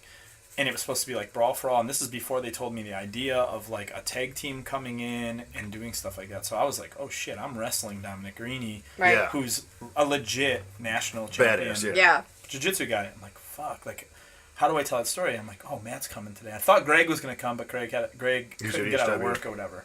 So we're at the show, and I go, Matt, I gotta ask you a question, man. Like, how do you do this? Like, Yeah. how do I like tell the story of like me not being a jiu-jitsu guy at all, Yeah. and this guy being like a badass jiu-jitsu guy? You know Yeah. what I Right. mean? Yeah. And he was like, I literally was gonna ask you kind of the same question because I gotta wrestle Timothy Thatcher this weekend. and he was just not familiar. He's like, I really haven't seen a lot of his stuff. Like, what does he do? And then like I just kind of like threw some stuff at him about Timothy. Yeah. But that was the fucking match where the ring broke when he did his fucking Superman bounce back. Oh, man. Yeah. And I mean, he was already worried about the match, and then Oh, that my happened. gosh. So Dude. this weekend, it was like, he came to the show. His show got canceled, so he came to the AIW show. Yeah. I go, dude, what the fuck was going through your brain? Like when that Yeah. happened, he goes, just like every day, I'm just going at it, blah blah. And then I heard the noise, and he was like, I was like, well, I'm dead. Like literally, it was just Yeah. like, bink, and then it's like, Oh, my I'm gosh. dead. And luckily, He just landed safe. oh man, I don't know Oh, my how, gosh. but terrifying. yeah. Yeah, that's And then scary. it's And then funny. still did a shooting star off Yeah. of broken, Oh, yeah, off of of broken course, top of course. turnbuckle. Amazing. Yeah. He's one of the best. Oh, I It is. love him. So like, and in that, I like told him like, and I'm sure Dominic's the same way. We're like, if you're committed to that, like you're committed to being a grappler, like that type of gimmick. Yeah. You know how you've told that story so many times Right. that like. Yeah. But I'm like, that's when I realized like, sometimes in pro wrestling you can't overthink things. Oh yeah. Yeah. Do you know what I mean? Yeah. Yes. Where it's like that, and Happens then a lot. literally, I told Matt, I was like, dude, he's from Southern California, so like he wrestles every kind of guy. Yeah. You know what I mean? He's gonna Yeah. know what to do. He's gonna be fine. He's dealt Yeah. with this before. You know. Yeah, what I mean? yeah. And Timothy Thatcher is like one of the best at telling that story. Yeah. Yeah. You know. So I tell that's another weird one I get, like training guys and stuff, is they like guys will be like, oh, I can't wrestle that guy. He's too good. I'm not ready for that. It's yeah. like it's like I do that every time. Every single time we're together. That's my gripe. yeah, but it's supposed to be the opposite, where like the more experienced the guy is that you're working with, like it should be easier to work. You know what I Definitely. mean? He should Yeah. be able to work with anybody. Definitely. Yeah. Like you know what I mean? Like the Young Bucks used to say that. Like they would get guys would be like, oh, I don't know if I'm going to be able to remember all this stuff, and they were just like, what are you talking about, man? Yeah. Like we're not Yeah. going to do anything you can't do. Yeah. Like you know what I mean? Yeah. It's- That's just not how it works. Yeah. Okay, one more question. One more question. Okay. Better be a good one. Yeah, I don't know, Shane. I'm kind of feeling the sweat though. The sweat box. So Sweatbox is getting real. 20 more. Shane Bayless. Hey guys, I've been listening. I'll be listening on iTunes when up, but I require advice on gym workouts, which is good because we say we're going to talk about fitness. It doesn't happen a lot. I'm a fitness junkie, Yeah. so Yeah. So, totally. started going about 6 weeks ago, looking to lose some fat and build some muscle.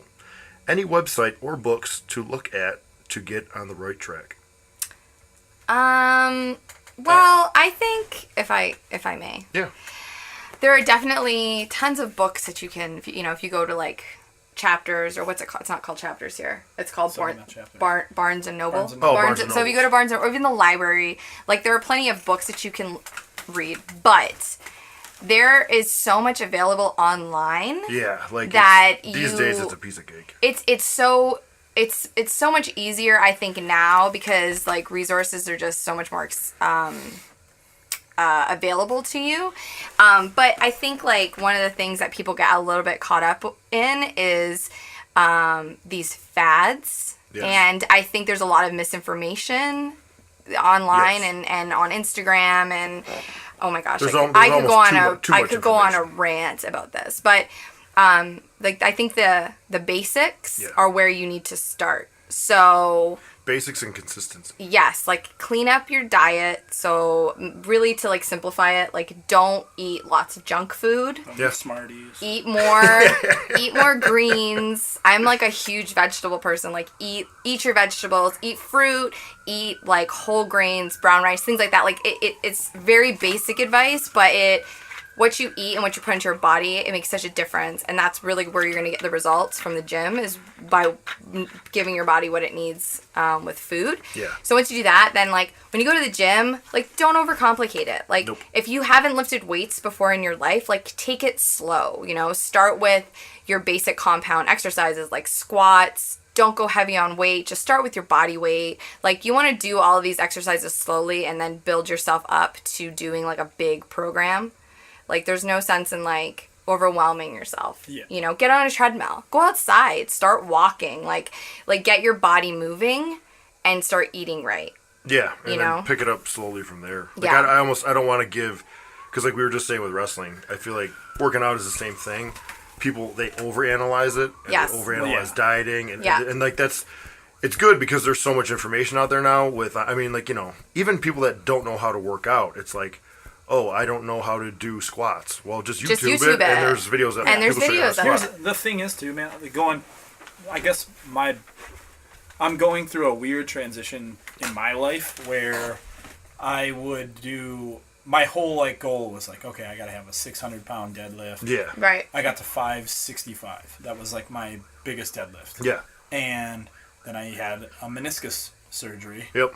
And then you realize that like I'm gonna be 40 years old. Yeah. Yeah. Blah, blah, blah. And then it like understand what your body can and can't do. Yeah. I think is like the biggest thing. Yeah. And you're not going to the gym for people to look at you and go like, oh fuck, that guy's strong. You're going to the gym to make yourself feel better. Yeah. Yeah, healthy. Yep. You know what I mean? Like Yeah. essentially it's how your body feels. Yep. And that's the transition in my life where it's like, okay, if I can go and do deadlifts, if I can put 315 on deadlift and I can rep it for 8 times, Yeah. that's pretty fucking strong. Exactly. Yeah, absolutely. You know what I mean? Like, Yes. if you can do something like that where you're not killing yourself, your form's perfect, Yep. I feel like that's it. And then know what your body is. Don't like go like, hey, today for my shoulders, I'm going to do flies. Because you're not. Understand the workout Right. that you're trying 100%. to do. Yes. If you want your chest bigger, go look at chest workouts. Absolutely. And like Yeah. look at how they're done. You can find GIFs of any workout. Anything. Yeah. You can find videos of any workout. Yeah. Like right now I'm going through a thing where like I want my legs to get a little bit bigger. So like I'm literally going through, it's the most painstaking thing in the world because I have to do like stuff with bands, Yeah. stuff with my own weight. Yeah. Then I have to do like a 3 different kinds of squats and like Yeah. you can't do that all in one day. No. So No, then exactly. Spread it out. you have to figure out how and when things are right and when it's Yep. just, and you have to like listen to your body. I think that's like another 100%.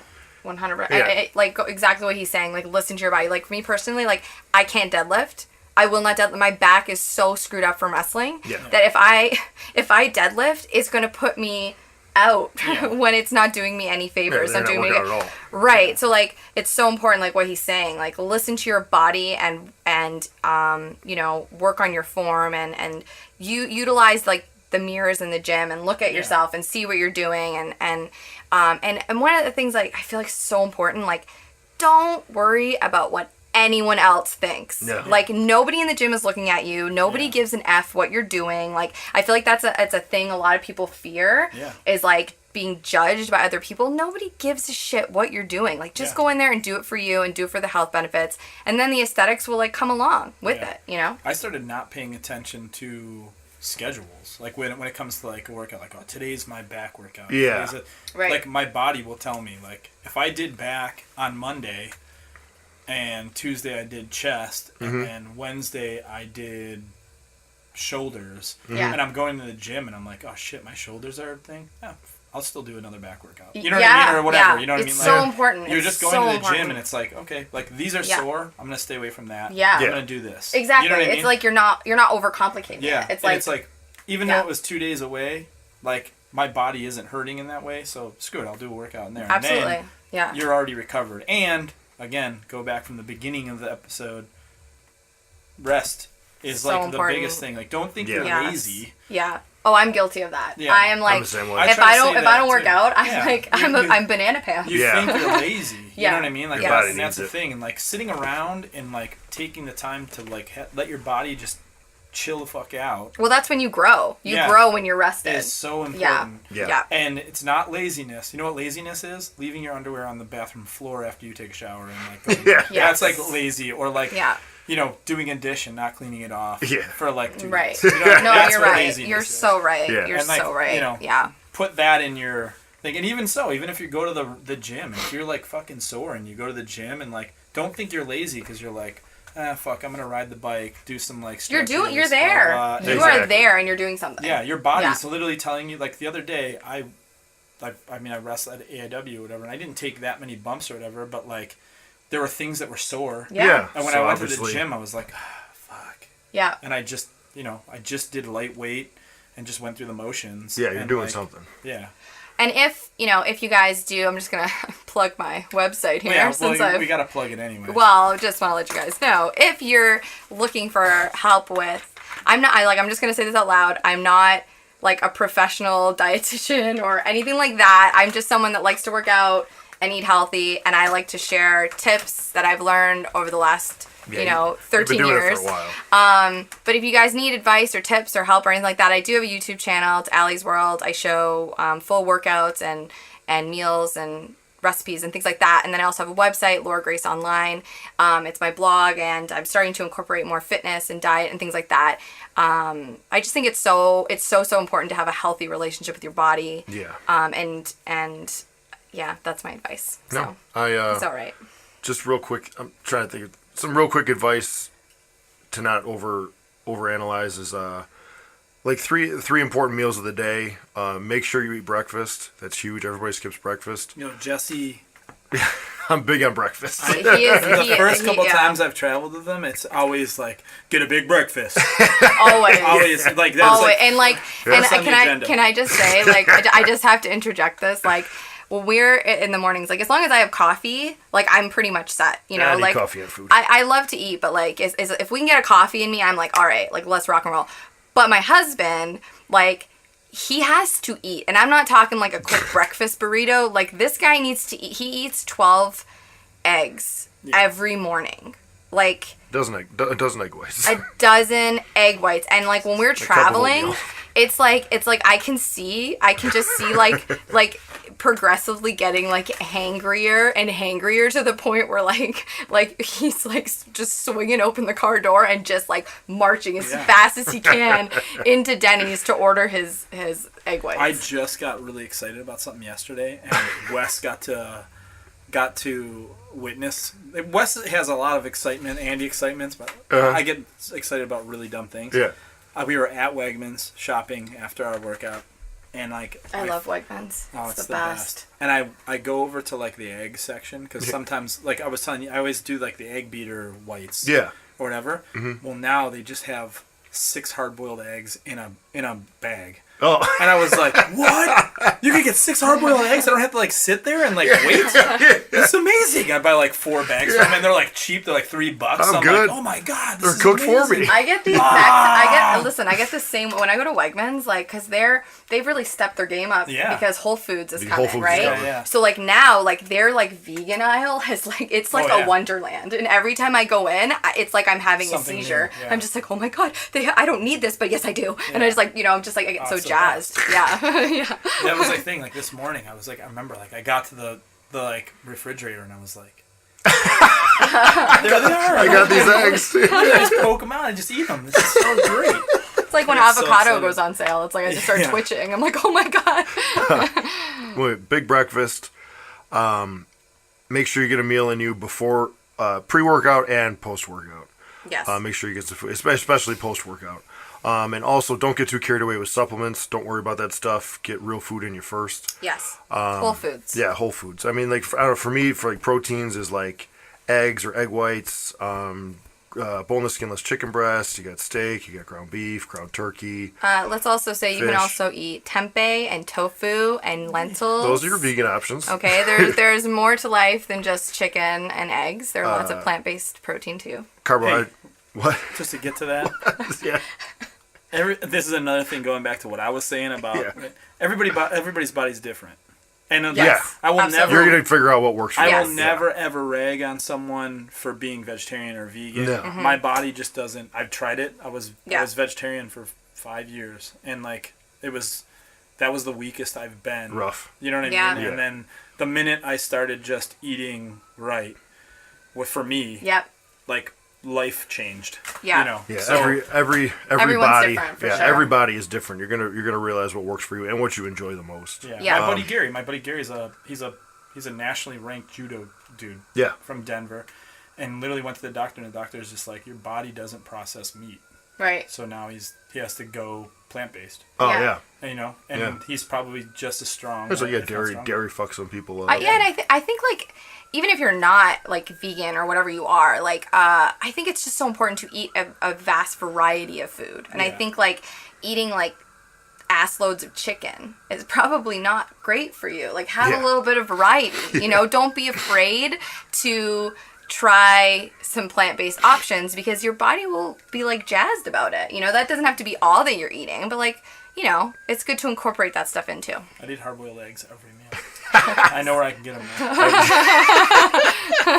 I've been eating a dozen egg whites and a cup of oatmeal for breakfast well over 10 I was years. gonna say oatmeal. so I've been wild. eating oatmeal. And you like look forward to that. Oh yeah. That's how exactly. I feel about oatmeal every morning. I love breakfast. Like Yeah. oatmeal with peanut Breakfast butter. food. Yeah. Done. Carbohydrates, you're looking at like sweet potatoes, white potatoes, red potatoes, white rice, brown rice, Quinoa, beans. Barley. Vegetables. You hate the barley, don't you? Didn't you hate the barley? I didn't like it from the food prep. I Dude. love the barley. I love barley. It's a good option. I love Yeah. like I found like this lentil. It sounds really weird, but it's like a lentil bread. I got it in the frozen aisle. It's with avocado smooshed on it. It's I bomb. had we were in Spain. We played like the download Spain download festival. Yeah. And they had this like lentil soup that Ugh. was like I still think about it. So good. It's so good. Still think about it. Yeah. Yeah. And then I just want to put the importance of green vegetables. It took, I didn't realize that until I was well over 30 years old. But green vegetables will save you big time. They'll also keep you lean, and they're really good for it. Because a lot of guys get carried away with that meat and potatoes diet. It messes you up. That's how Brock Lesnar's stomach got messed up. Is just eating tons of protein Yeah. and potatoes, and you need He is a caveman. you need fibrous true. fibrous carbohydrates, Broccoli, green greens. beans. Asparagus is great, Yeah. natural diuretic, but all that stuff to flush out your stomach and intestines and all that stuff. So important. Green vegetables are crucial, and you can literally eat limitless green vegetables. Yeah, So yeah. Don't get caught up Try on that. try Eat to it all. try to incorporate those in every meal you possibly can. And don't forget a bowl of ice cream every once in a while, just for sanity. For sanity's sake, toss some ice cream. Well, that's the down. thing with junk balance, food. It's all you know? it's everything is moderation. Yeah. It's all moderation. If you restrict yourself from anything, you know you'll end Yeah. up binging, and that's not a good I'm cycle. sure to you're get in. not trying to be Mr. Olympia, so don't torture yourself with this stuff. Yeah, you're not in prep. You know, just Yeah. Eat healthy. Yeah. Eat balanced. I hope that helped. Yeah. Do your plugs. Right now? Yeah. Okay. Well, you can follow me on Instagram. Oh, can I cut you off real quick? Yeah. I just Definitely. I was like how I was saying earlier about when you got the job with Kelly. Yes. And just hustled. Yeah. Like same thing with your YouTube. Like Yeah. honestly, this probably sounds terrible, but watching her do her YouTube channel makes me never want to do a YouTube channel. Like the amount of like how you just taught yourself to edit. Yeah. And it's a lot of work, man. Holy It's work. shit. And Actually, when we're finished this podcast, Yeah, I have to yeah. go home and finish editing. yeah, we're gonna go, guys. Chipotle's on me, by the way. We're doing Chipotle? Yeah. So And she's gotta go edit I have to YouTube go videos. home and edit. Should we do the Niagara Falls one? Like, no one's ever there. You ever go to the Niagara Falls Chipotle? Yeah, we'll go to that one. Okay. It's real close. Beautiful. Yeah, I do. It's a labor of love. My YouTube channel. Can I say something though? Yeah. A lot of times, I feel like YouTube channels are, and this is gonna put you over, but it's gonna sound real bad at first. So, I feel like when people have Stick with me. YouTube channels, like when they're like technically a YouTuber, Yeah. it's Yeah. just to literally jerk themselves off. And get followers. Ego-wise, it's like, oh, And get like, subscribers. This is the thing. and, Yeah. It's not like I hate using the word brand, like, oh, my brand. Yeah. Right. Me too. But it's like, or you're someone who's like, you know what, I think I have some information yeah, I could help. and I can Yeah. help. And it's like something where like, even so, like this thing that you're doing could then go into you doing appearances in like talking. Right. Do you know what I'm saying? Yes. Like not as like, we were on Warped Tour and I remember this dude had like blue cotton candy hair. Like it was like that. And Yeah. like all these little people, not like little people, but like Yeah. young people would like go to this guy and be like, they would like freak out like, oh my God. And his name was like Tyler or something like that. Okay. Like, and I remember grabbing this little girl and I was like, who Yeah. Grabbing a little Yeah. girl. Is he is a that YouTuber? guy? She goes, that's Tyler. Like I didn't know. And I was like, Yeah, who the fuck? What does he do? yeah. He's a YouTuber. And I was just like, you fucking loser. Like that was like immediately the first fucking thing out of my mind. It's just like, I want to my like, God. I want to like high school jock Yeah. wanted to like come Fuck up and be him. like, you motherfucker, shave your stupid cotton candy hair. A YouTuber. You don't do anything. Like, Right. a guy, like he literally Right. was like a guy where like the camera was just on him the whole time. Yeah. Dude, she's like- because she like has watched some YouTubers Yeah. and stuff to get a feel for it. Like the best one was she showed me this dude, and like the video like starts off and it's him sleeping on the couch, and he like acts like he wakes up and he's like, "Ah, good morning, I just woke up." Bro, you got makeup on and your hair is done perfectly. You didn't just wake up. Like, Yeah. the fucker, it's such a work. Yeah. Unreal. Yeah. I But asked, anyways. like Jay Clemens was talking about Twitch. Like Twitch is like Right. this big thing or Yeah, whatever. the video game Yeah. thing. And I'm like, dude, what is this thing? And Yeah. he looked at me like, obviously, goes a fucking dinosaur. Yeah. And he goes, oh, well, you know, it's just like interactive thing. Then he told me about some guy that like puts like costumes on and shit. And plays. Yeah. And he's not good. Yeah. Like Clemens like, yo, he's like not a good YouTuber. Yeah. Drives a Lambo. Yep. Yeah. Like shit Right, like that. right. And it's Yeah. like Yeah. all he does is just get on this Twitch thing, plays for Play video games and stuff. and that's it. Yeah. He's not even good at it. He Yeah. just has like costumes and stuff. He's a Yeah. gimmick. What the fuck? He's a But then gimmick. again, you know, going back and like, this is the thing. Like, a lot of people shit on ICP. Yeah, Mm-hmm. they're amazing. Think of Closet Juggalo here. if you legit put ICP on paper. Yeah. Okay, it literally goes from Self-made millionaire. the drizzling shits Yeah. to literally two of the smartest people. Yeah. Yeah. If you put them down on paper, it's like, On okay, paper, yeah. On paper, Yeah. if you looked at Yeah. their timeline, it starts with two guys probably inner- smoking weed, Yeah, looking the at inner each city other posse. and going, "Hey, what if we like Evil dress like clowns. clowns Yeah. and like rap?" Right. And then they were like, "Sure." Then they put that into motion. Yeah. They're probably horror movie fans. Got a and- million trillion followers Yeah. around the world. Yeah. And then these dudes created the 360 deal for the record industry, Yeah. Yeah. which is insane. They Yeah. were the ones that did it. They own a compound where they have 2 green screen studios, so all their bands can go there and record their videos. Yeah. They have crazy. studios there. They have 2 studios where their bands can record. Yeah. They make their own shirts. Yeah. Yep.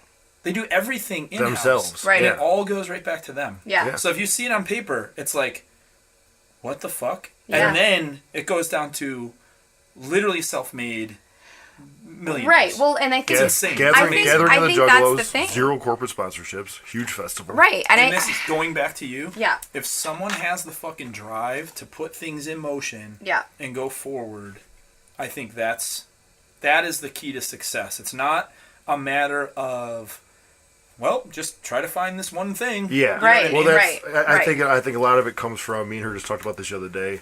I have this mentality. She has this mentality with the stuff she's doing now is I'm not doing like this. Like, I'm not doing this to make money. I just want to do cool stuff. Yes. And the money eventually comes. Right. It figures itself out. Yeah. Right. I don't sit down in front of my computer when I start editing and go like, well, this is gonna make me money. Yeah. No, like, it's a labor of love. I like to do it. Yes. Like, but I think, like, as a self-made person, right? Yes. Like, everything that we do, like, this is, especially like in professional wrestling, right? Like, no one's gonna get you there. Like, you have to make yourself. You have to, like, obviously, like, if you work hard enough at it, like, something hopefully eventually will happen. But, like, you have to do all that. And I think it goes hand in hand with YouTube, with my website, like, with whatever it is that you're doing with your podcast. Like, it's important as a brand to expand yourself. Yes. You know what I mean? And hey, look, like, maybe it won't go anywhere. Yeah. Right? But, like, I don't want to be the person that took the chance. Right. I don't want to be the person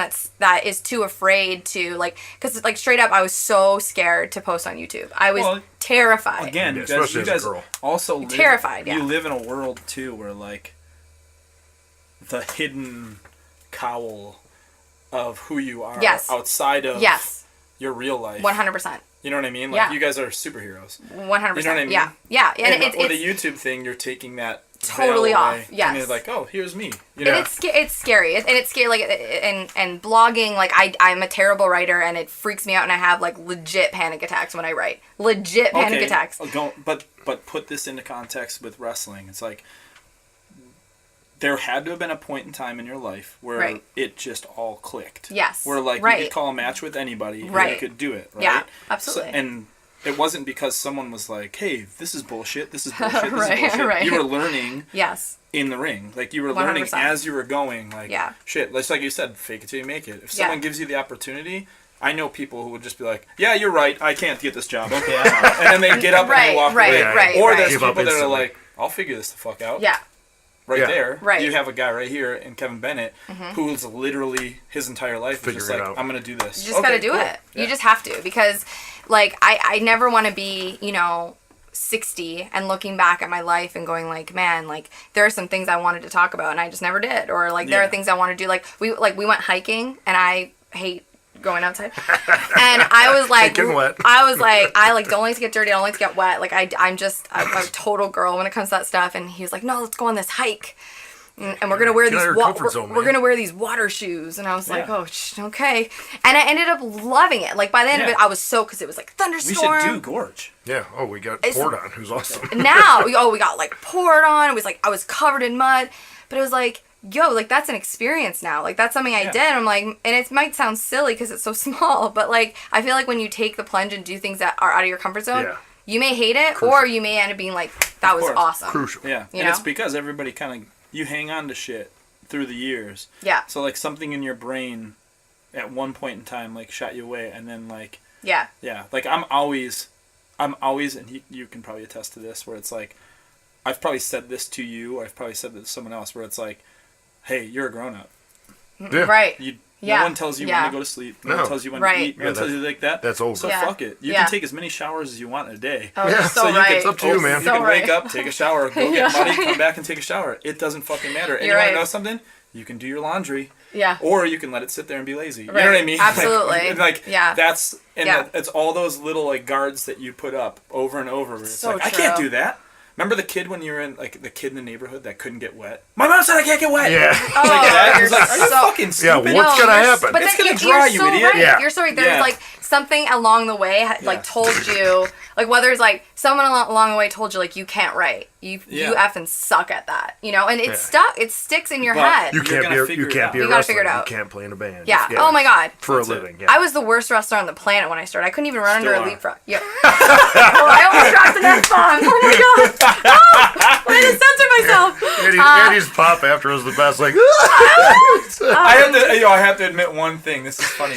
I've seen Jesse do like really awesome shit, right? And then I remember when I first got to the ring and I was like training or whatever, I started watching like Laura's matches or whatever, and she did this one fucking cool thing where she like somersaulted out of like a fucking head scissor, and I was like, that was the coolest thing ever. And I couldn't wait to tell you that. I like couldn't wait to tell you. And I remember telling you that. I was like, it was like a head scissor. You did this like thing, and then you were like right at the headlock. It was like the coolest thing ever. I know. I remember you telling me that. Yeah. And I was like, I did. Yeah, it was awesome. But like I was like, man, we're going on a rant here, but I couldn't even run under a leapfrog. Yeah. Like I couldn't run under a leapfrog. What was it? Scared me. Did you break both your ankles on taking? I sprained both my ankles at the same time on a hip toss. I wasn't even taking it. I was giving it. Like I thought you were giving a hip toss. Rolled your ankle. The most devastating hip toss. It took me. I am not even ashamed to admit it took me a solid 5 years. 5 years to get comfortable and to be able to have like decent matches. It took me 5 years. And hey, look, some of the people are like Kevin Blackwood gets in the ring and he's like, boom, I'm an expert. About a year. Yo, that was not me. I was like, everything was hard. What are the ones? Everything was hard. Your old gear, you had like black tights. Just terrible. Was there a cherry on the butt or a heart? There was a cherry. They were terrible. I looked like a baboon. But yeah, it looks like like a baboon's like pink ass. That's what it looks like. Some of the gear I've had, like, it was all very questionable. But it took a long time to like, you know what I mean? Yeah, it took a long time. It really. It's scary to look back. I think it takes about 10 years to come into your own. Yeah. Absolutely. But now you like, if you didn't do all that, you wouldn't be here. No, totally. Oh yeah, absolutely. All those horrendous matches like brought me to where I am. Yeah. So. Did you plug your website yet? Okay, yeah. Okay, so I started a website. It's like a website/blog. It's work in progress. Okay, I'm building it myself, and I'm not a web designer, so it's taking some time. But it's very cool. We're getting there. It is LauraGraceOnline.com. That is my real name. I went with my real name on this. So LauraGraceOnline.com. You can follow me on Twitter. It's @AllieImpact. On Instagram, it's @AllieImpact. I also have a YouTube channel. It's Allie's World, which I am in the process of editing right now. Allie's with an I, I-E. Yes, Allie with an I-E. And on my website, or on my YouTube channel, it's like a kind of a mix of fitness and vlogs and food, and basically there's cameos of a bunch of random wrestlers and people, and it's a fun time. Sweet. Yeah. Very badass. Two things before we close.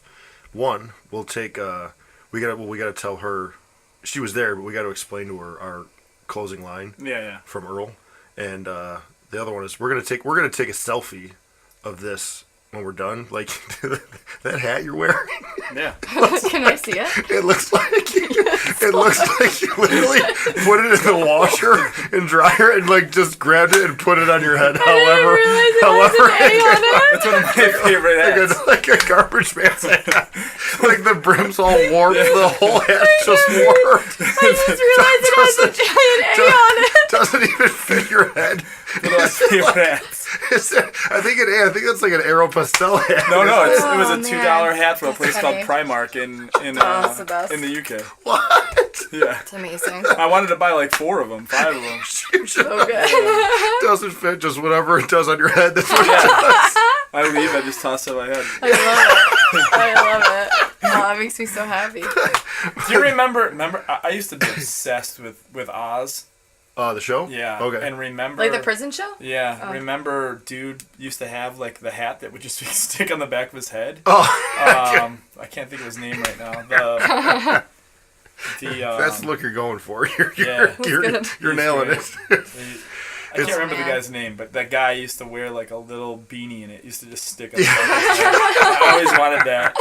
I love it. Yeah. It's hot as fuck. It in is the a little Sweatbox studio right in now. here. Yeah, really. We're getting real hot. Yeah, it's coming down. Like my spray tan's gonna come off. Our closing line we always use is, I don't know if we even told you this, when we did Joey Janela's Spring Break. Yes. That was so fun, by the way. Yeah, that was one of the most fun. That was my favorite match of the year. I got shit on for selling your super kick. Yeah. It's the best super kick ever. You want to know something? And I say, I will do anything for my friends. That's what I say. Like, she finishes So with fuck you. it. Yeah, I'm gonna fucking take it. Like she fucking blew my fucking head. You that did. was You took a sweet literally snap bump, yeah. one. I would say that was my favorite match of the entire it year. was great. That was so fun. That was super Yeah. fun. That was so fun. I think I knocked your hat off your head. Yeah, you picked it up, Knocked my yeah. head. And Andy closed on you in the face. Yeah. Yeah, you sure did. Yeah, That happens. yeah. We always hit our friends harder, don't we? Yeah. And when Glacier was there, Andy dropped the joke of, "Oh, hey guys, did you notice it just got a little colder in here?" Like literally the Glacier. shittiest joke. Yeah, that's the worst joke ever. And fucking Earl Hebner turns to him. What do you say? He goes, He looks me dead in the eye and just goes, "Heat's in the ring, brother." all the heat's in the ring. I was like, that was fucking awesome. Like that was like one of the coolest things ever. Earl is the greatest in the Yeah. entire. I love Earl. I think I love Earl more than He's one of our anybody. he's one of our strong Impact supporters. Oh, he's the best. How old is he? 50s or 60s. He There's told us. no he way told he's us. 50. He told us. He's He no told way us he's how in old he is. his I don't remember. Oh, It's like 15 years for me. All I know is No way. I hug Earl every chance I get. He's got to be close to 70. he's But they kept that poor man there until like 3 in the morning. Like, oh, the show didn't start till midnight. Yeah. That's He didn't do his spot first until it was like 2:30. first thing when he Yeah. walks in, he was just like, "Man, fuck, man, I didn't know the show didn't start till fucking midnight. Oh, fuck, Yeah. man, what am I gonna do?" Because he Yeah. had like a He's the signing best. the next Yeah, day. yeah, yeah, yeah. That poor man. That was great. That was a good show. Yeah, Joe, I had I had lunch with Joey like not that long ago. He goes, "Who do you want to wrestle at Spring Break this year?" Yeah. And I was like, Hugh Morris in costume. That was it. That was Earl my Hebner is the response. referee. Yeah, Oh gosh, Hugh Morris, Earl. the laughing man. No laughing matter. That was his Yeah. finisher, wasn't All it? right, guys, it's starting to get a little. Oh yeah, it's getting Gets hot. a We little need to eat toasty in fucking here, a early. little warmskis. All heat's in the ring, brother. Thanks, guys. All right, Bye. take care.